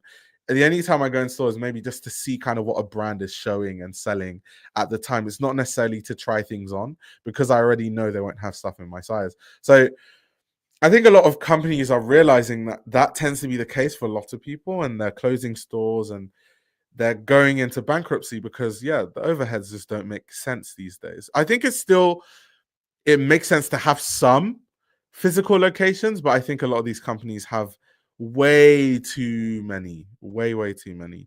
Duke says, I never shop high street online. Interesting.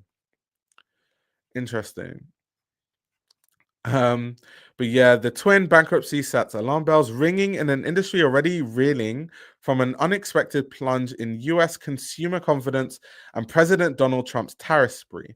Yeah, that has been a mess. Of course, I did make a video on how Trump's tariffs will affect fashion.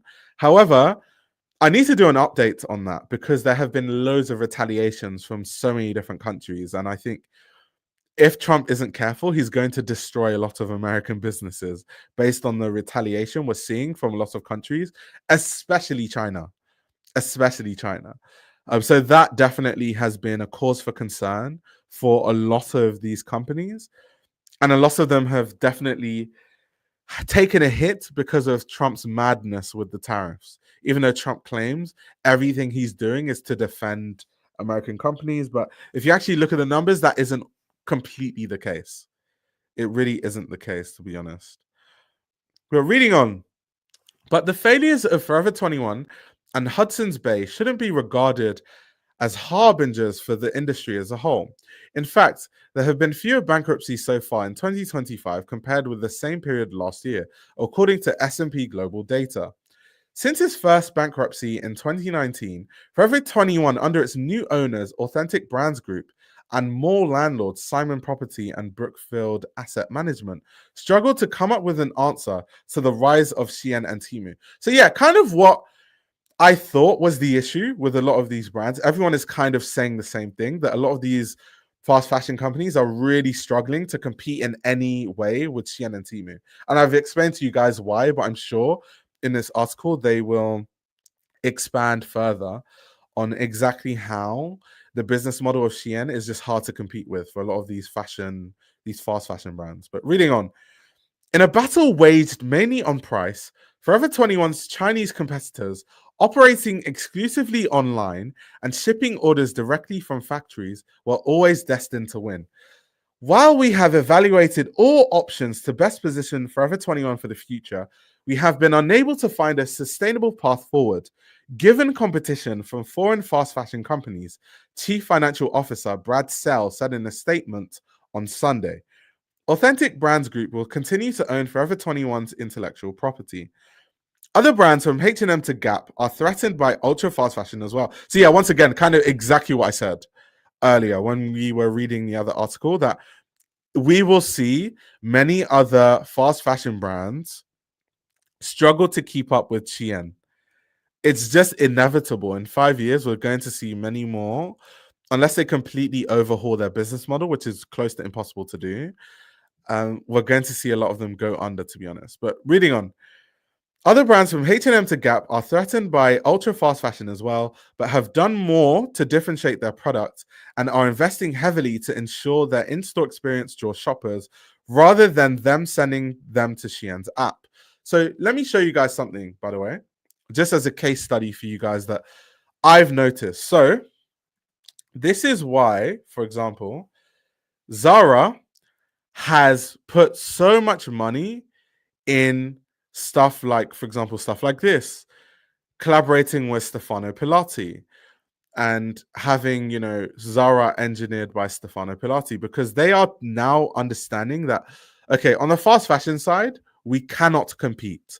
So the only way we can compete is if we go more luxury, and therefore, if we're more luxury, we become more, you know, appealing, and we can charge higher prices.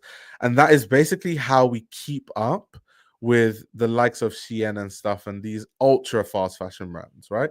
That's why we also see things like, you know, Samuel Ross engineered by Zara and stuff like that, for example, because they're really trying to garner expertise from really well storied, well celebrated designers and build on that expertise to bring back to their main line and kind of differentiate themselves from the pack. It's the same reason why H&M has invested a lot and invested heavily in a lot of luxe collaborations. They already did H&M before, but they're investing even more into it now.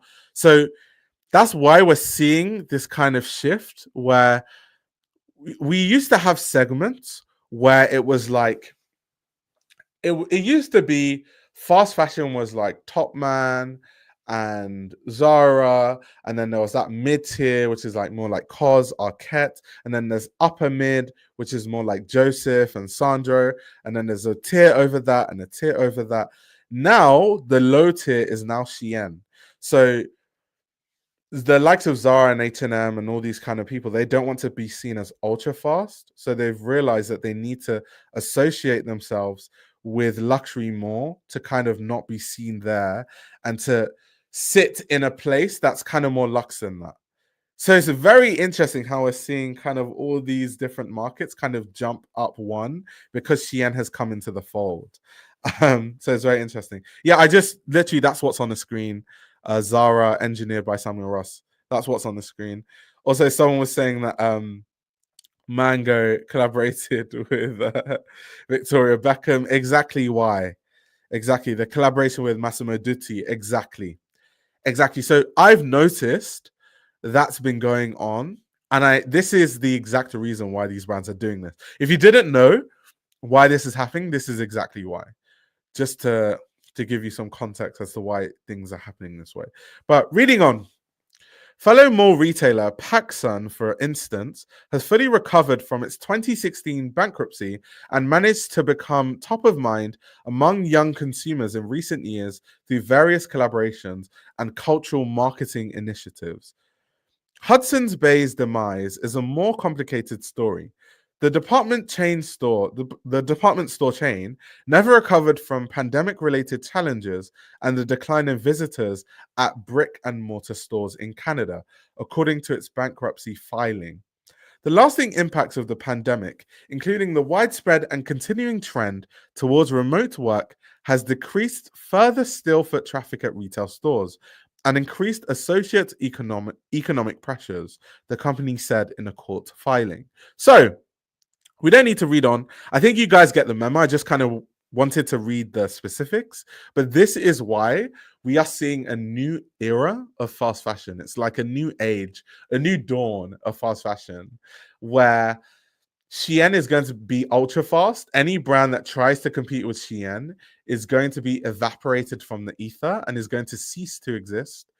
And the brands that remain are brands that are going to have to rebrand and therefore kind of sit in a more luxe realm. Where COS and Arquette used to sit in the market is where the likes of Zara and H&M are going to start sitting.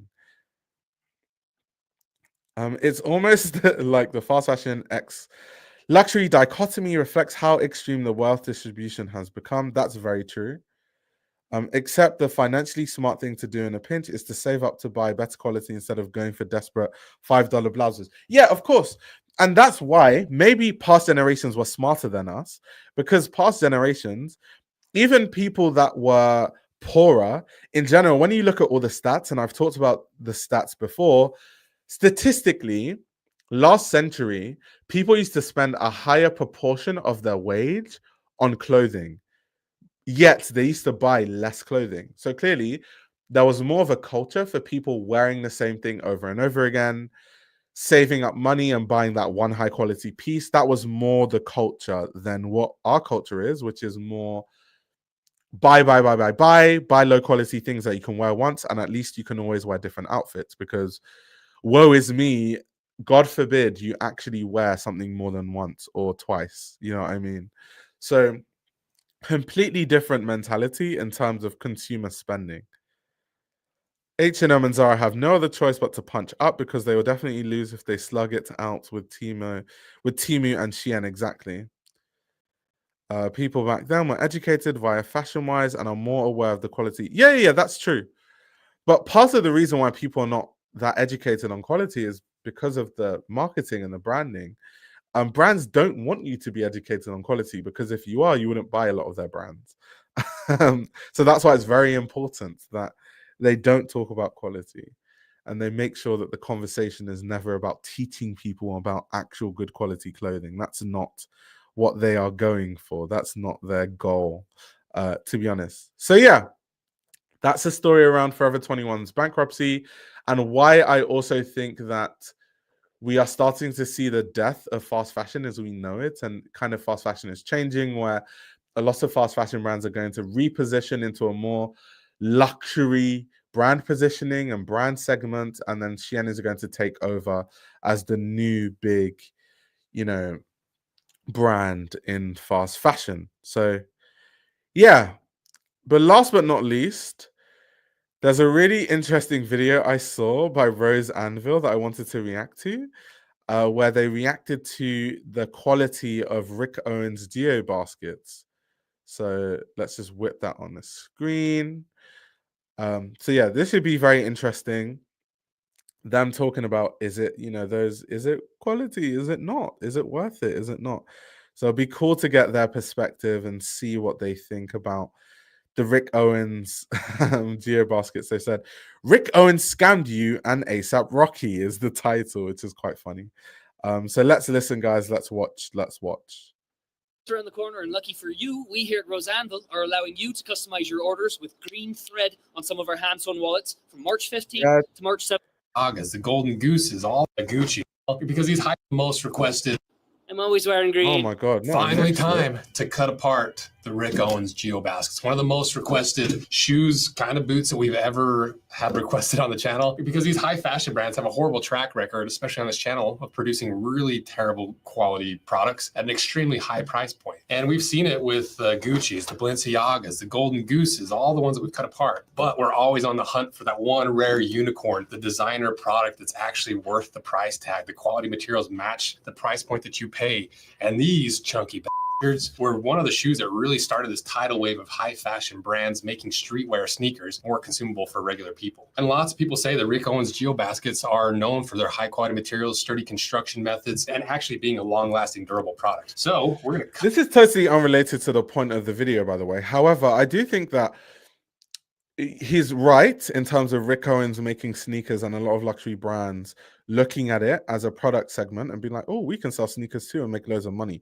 However, I do think that in Rick's world, because Rick kind of has like his personal style and the style of his brand is where avant-garde meets like a streetwear edge to it, kind of like a bit of like a gothic edge there too. So because there are like streetwear associations and streetwear references, it actually makes a lot of sense to have sneakers as part of the brand. Whereas a lot of luxury brands, the footwear has nothing to do with the world building of the actual brand itself. Like a lot of brands, they just make sneakers and that has nothing to do with like the world or the aesthetic of the brand. It doesn't even go with the aesthetic of the brand or what happens on the runway and all that stuff. And that's why I can give Demna props, because in terms of world building, the footwear actually fit into the world of Balenciaga that he was creating.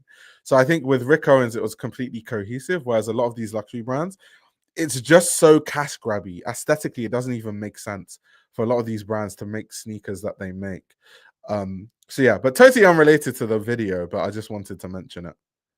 Cut these ridiculously priced sneaker / boots in half, run them through all of our tests to really figure out, are the Rick Owens Geobaskets decent quality regardless of the price? Are they somehow worth that designer price tag? Is there an argument to be made that they are worth the price tag regardless of the quality? Or is this just another example of these designer high-end brands selling overpriced junk to people that maybe don't know any better, or maybe they don't even care? And that's what we're going to figure out. And finally, after all the requests and the DMs and the emails asking us to cut these apart, we're going to do it. And if you don't know who Rick Owens is, he was born in 1962 in Porterville, California. And according to an interview... Before he continues, so I've owned Geos in the past. I might buy another pair because I do like those shoes. My Geos were beaten to the ground and then I just got rid of them after a point where it was just past the point of repair. So things I don't like about Rick Owens sneakers in general, the sole wears like crazy. The sole wears so quickly, it doesn't make sense. Like, I have never owned shoes where the sole wears as quickly as Rick sneakers in my life. Like, they wear so fast, it doesn't make any sense. So that's something I don't like.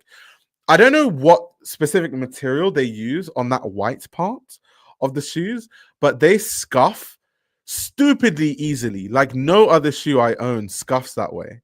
It's so annoying. Like, and that's something that pisses me off about Rick Owens, because most brands, when they get customer feedback, they over time improve their products to make sure that they don't have the same issues. But Rick clearly has not even bothered to improve it in any way, because they scuff the same way they used to scuff in the start. The sole wears the same way it's been wearing from day one. So I find it weird that they haven't fixed that. They haven't changed it. They haven't worked on it. I don't know. As a brand, you should be improving on your products. Personally, that's what I think. If I was a designer with a brand, that's what I would do. If my customer feedback was always the sole wears like crazy and the sole is always scuffing, I would try to find ways to fix that. But yeah, that's been my experience with the shoes. But I'll be curious to see what they say. Also, someone in the chat is saying that people get them resold with Vibram. That happens a lot because the sole wears so quickly. Interview in Vogue, Rick's first job was working at a Taco Bell, and his mom was worried about him, so she drove him to LA to attend fashion school. I don't know how many people who have worked at Taco Bell's parents were like, you know what, let's put you in a better place. Let's take you to LA for fashion school. And already off the bat, I'm like, okay, cool origin story. Like, my BS rater's already kind of going off the charts. Like, oh, I had humble beginnings at Taco Bell. Then my mom took me to fashion school in LA. Like, okay. But after attending the Otis College of Art and Design for 2 years, Rick dropped out. Rick said that it was because he was intimidated by all the classes and he couldn't really afford it. So he just started studying pattern making at the LA Trade Technology College. And because of that new pattern making skill that he acquired, he allegedly got his first job in the fashion industry, knocking off pattern making for designers in LA's cheap fashion scene. But in 1994, Rick Owens launched his own self-titled brand in LA, and the Rick Owens style was the minimalist, draped, deconstructed garments that contrasted the mainstream 90s fashion. But in 2001 is where he finally got his first big mainstream break, even though he had some success, because Kate Moss was photographed wearing one of his jackets in Vogue Paris, giving his brand international exposure. And because of that exposure, just a year later in 2002, Rick Owens made his Paris Fashion Week debut with a show backed by Vogue editor-in-chief Anna Wintour. And from that show, Rick Owens' aesthetic was described as gothic grunge, gothic ninja. So as his popularity continued to grow and skyrocket, Rick Owens launched his furniture line in 2005, characterized by brutalist aesthetic and raw materials such as plywood, stone, antlers. But in 2006 is when Rick Owens really started venturing into the sneaker world with his first attempt at an in-house sneaker. Featured oversized tongue similar to this, padded collar, and it was just big and chunky. He stated that his intention was the athletic-inspired high-top sneaker was to create a monster truck for your feet. And people referred to these as the Rick Owens Dunks since it looked so similar to the Nike Dunk, and so similar actually that in 2010 the similarities are a little bit too close to Nike's Dunk, so much so that Nike sent them a cease and desist. I feel like it's great that they gave a background. This background, it sounds like a grey old article. I don't know why. It's the typical, so much so that yeah, he was, you know, he had a cease and desist from Nike, and so he had to change the design to Geobaskets. But it's necessary because this is how you then get the geos. So he's, you know, showing the right history. It's like giving you the right context.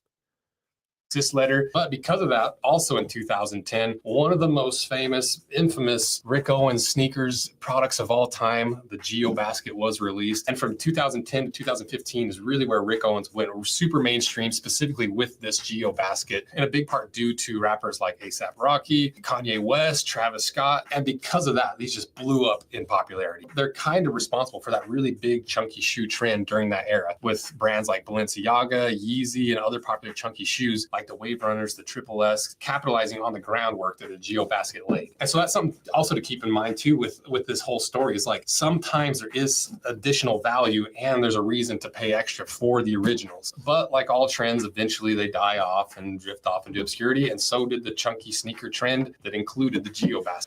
I find it interesting though, because the Geos that I like are the ones where the sole isn't that chunky. Like I like the Geos with the thinner sole. So it's interesting that they're focusing on the chunky sole, because I feel like the more classic version and the more worn version is actually the ones with the sole that isn't as chunky. But I digress.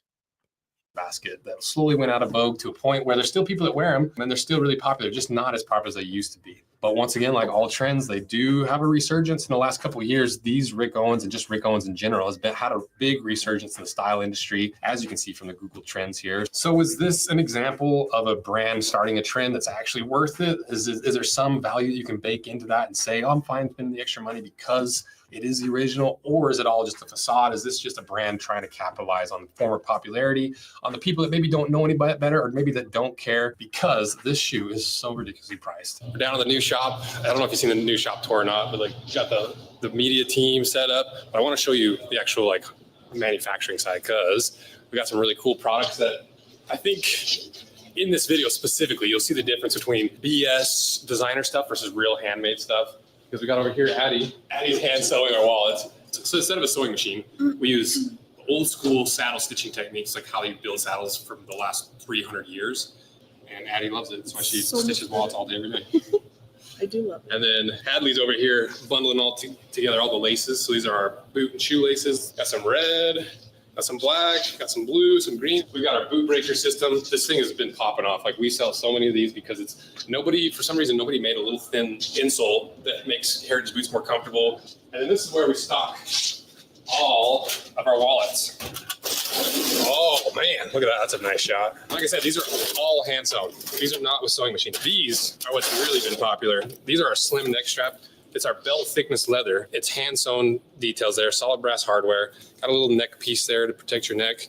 This is the harness cove where Daniel sits here and makes harnesses all day, every day. You can see we got the little buckets with the Lone Bandit that Twister's 100% knocked off and didn't give us any credit. We caught them. There's someone saying it's long as hell. I can't lie, he's waffling a bit. Let's skip to the shoe info. So what is this shoe? Well, the brand is Rick Owens. The style is the SS25 Hollywood Mega Bumper Geobasket. They weigh 2 pounds, 4 ounces. They retail for $1,265. One of the most expensive footwear that we've ever cut in half. Even comparing it to some of the highest in boots and shoes, the handmade bespoke boots that we've cut apart, still cheaper than these. And the way they position this product is these Mega Bumper Geobaskets are above ankle height. They feature an extended tongue with webbing tab, signature geometric panels, and a padded back counter with lines of top stitching. They have 7 eyelets with contrast lacing, zipper on the inside ankle for easy fastening, and double height. Mega Bumper Shark Tooth Sole. God, there's a whole bunch of made-up words in here. This medium weight full-grain calf leather has flat and matte surface finish and is specifically tanned for shoes with an abrasion-resistant finish. We'll see. If you do want a pair of these, be sure to check them out. The links in my description. So now, let's see what's what. Before he even talks, there is nothing about Rick Owens footwear that is abrasion resistant. So if they said that in a press release, that's some bullshit. They are not abrasion resistant at all. I've owned a lot of Rick shoes over the years. They're not. They're very delicate. Well, let's see if there's all a bunch of BS. Is this just another stupid high-end designer brand making a terrible shoe? Well, the leather is shockingly decent because, like they said, it is calfskin. And if you don't know what calfskin is, it's kind of in the name, right? It comes from a young cow or a calf, typically under the age of 6 months, years old. 6 months years old, 6 months old, and it's prized for its softness, its fine grain pattern, its durability and luxurious feel, because it's from a little small cow rather than a big adult cow. And so it's a lot of times it's not quite as durable, it's not as thick, but in these thinner thicknesses, like this shoe is, because this comes in at 1.5 down to 1.2, depending on which panel you're looking at. So right on par with what you want to see with a sneaker. And most sneakers don't use calfskin because it's a lot more expensive, because there's less yield per calf rather than a whole adult cow. And it's just a finer tanning process because it's a little bit more delicate of a leather compared to a really thick slab of leather. So calfskin has a little bit finer grain pattern. It holds its shape a little bit better in these thinner thicknesses. It's just not as durable, and it's a little bit harder to get calfskin really hard and durable and stiff. But for a product like this, where it's clearly not like a work boot, it's not a work shoe, it's made for comfort, but still needs to maintain some semblance of its price tag in terms of the quality materials. Kind of impressed by the leather, to be honest. I thought it was just gonna be garbage, because we've seen it from all those other designer shoes, like the Golden Gooses. They're so bad, and they're like $800. And so right off the bat, pretty impressed with the Geobaskets. So the thing about Rick Owens, which is why you wouldn't expect the leather to be terrible, is because Rick wears, sorry, I said wears, well, he does wear his own clothes, but Rick makes so many other pieces with leather, right? So normally if you can buy that leather and you've built expertise on making leather jackets and that sort of stuff, you can bring that expertise and knowledge back into the footwear. Because every single time that you make something with leather, that's a learning process and a learning experience. So by the time you bring it back to the footwear, I wouldn't expect that the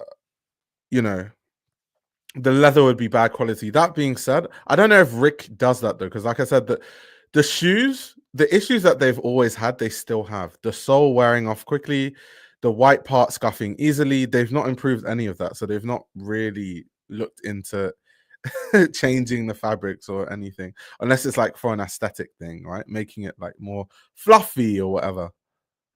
Baskets, to be honest. Just the leather alone, I'm like, okay, maybe there's something to this boot. And obviously there's a zipper on the side. I'm never a fan of zippers, but it's a style boot. And we looked at the macro shot of the cross section, plenty of grain still left in there. We ran the burn test on it, and it does have a little bit of a top coat, not so much that it separates really easily, but enough that it gives you a nice even coat and finish on the leather, because it's like these guys that are buying these are trying to find like the unique patina and character in leather. They just want like a flat looking leather, but because it's also calfskin, it has that tighter grain structure that doesn't separate from that top coat nearly as much. So across the board, pretty good leather. Is that alone worth $1,200? No, because we even put that in our Koyo collaboration, and that was like $330 or so. And so you can get this premium leather in under $400 shoes. And we ran the puncture test on it and compared it to the Nike Blazers that did 103 pounds of puncture through. This calfskin took 132 pounds of puncture through. Well, so far so good, but what about the inside? This is where you start to see brands cheaping out, because it looks like it's fully leather lined. We tested all these various panels, and it is. Like, I thought for sure they're gonna sneak some fake leather in here, and it's honestly not as nice as the outer leather, but it's still decent leather on the inside. It still has a decent amount of grain in it. It's still a good thickness at 1 millimeter thick. It even has an internal dedicated counter cover that's flipped, so it grips your heel as you walk. So even the lining's pretty good. Is the lining worth $1,200? No. Is the lining in the outer leather worth $1,200? No. But maybe there's something else on the inside. So let's pull out the insole. What do we have for the insole? It's just a cheap insole. I do think when he says, oh, this leather is like only worth $100 or whatever, you also have to factor in other things into the price. So if he says, oh, this looks like it costs $300 to make, well, Rick Owens is not going to sell it for $300, because then at the end of the day, he's going to be bankrupt. He has staff to pay. He has to spend money marketing the shoes. So there's many other aspects that you have to factor in. Also, the actual research and development initially that went into making the style of the shoe, like making a shoe mold, is very expensive. People that make footwear or have before or have experience making shoes would know that. So it isn't as simple as just being like, the materials are worth $300. It shouldn't be more than that. What about the people that assemble them? What are they being paid? You know what I mean? So I think there's like an acceptable markup, in my opinion, for things. I don't think, people are like, oh my God, that thing's made for $50. Why isn't it sold for $50? It's like, bro, that's not how life works. That's not how business works.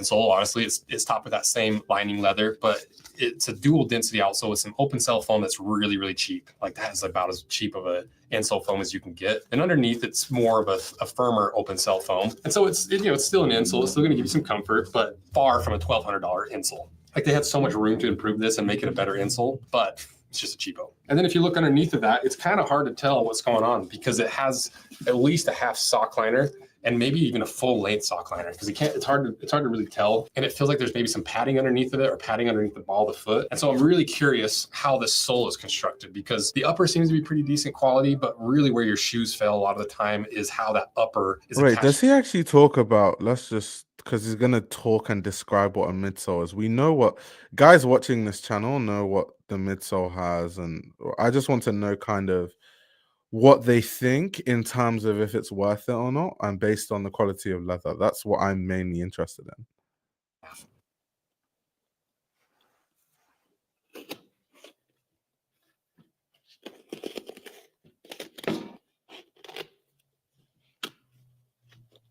Pain.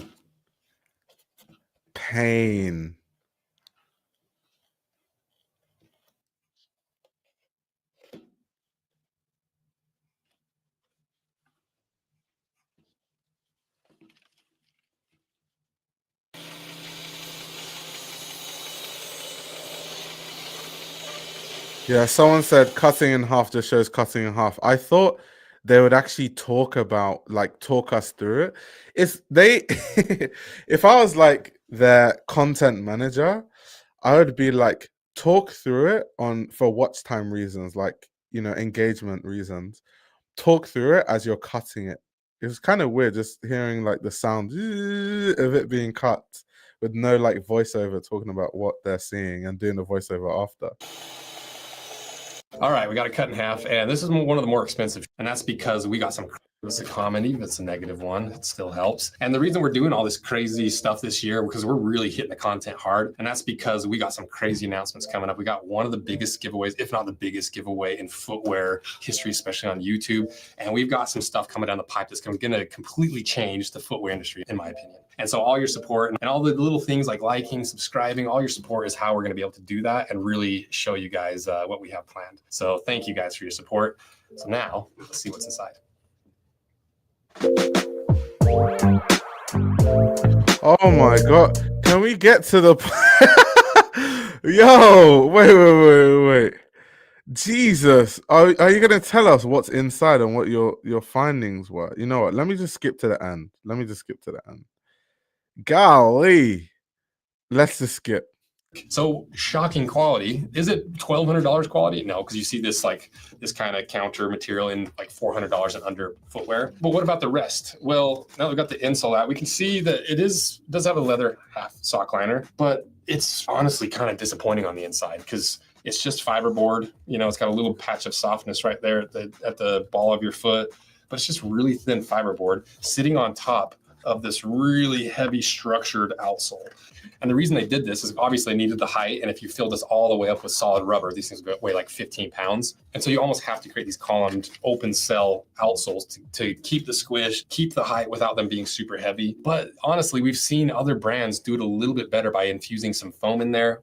And what that does is it prevents these high spots and low spots up in here where you've got really, really thin materials that your toe will literally press down in between these cavities, giving you high spots and low spots because it's completely unstructured. And they have fixed that a little bit in the heel because you can see it's got a little bit of compressed cardboard underneath the heel, which structures the compression of those cells or these open columns. But where it's the most uncomfortable to have those high and low spots right in the toe, there's no structure underneath of it. And this is what you see in like cheap footwear. Like you see this in like the sub $50 footwear. And so that was kind of a bummer to me. And honestly, that's about it. There's not much else in the shoe. I was really hoping for some better materials on the inside, having that foam at least to give it some additional value, having some other materials in this really cheap, thin fiberboard that's just going to compress overly into these little cavities. There's literally nothing else in there. Yeah, kind of what someone's saying in the chat. I find it weird that he's complaining about that space, but it's like those are the platform ones. That's not the one with the slimmer sole. So how else because you have to think, they have to make the shoe look the same, but just have a bigger sole. So you don't really want to inherently, change the structure of the shoe. So you just have to kind of add those like weird spaces, which will probably make the shoe worse constructed, like worse from a construction point of view. I just think they chose the wrong shoe to use for like a quality test. But what shocked me is how long it took to get to the point. Jeez, that's crazy. So then what are the actual premium materials in this? Well, because I like the leather in the upper. I think it's a good leather. You know, it's better than all the Nikes, the New Balances. It's better than the vast majority of sneaker leathers that we've seen. But it's not like you don't see it. I would hope the leather Rick Owens are better than the Nike leathers, to be honest. I'd hope so.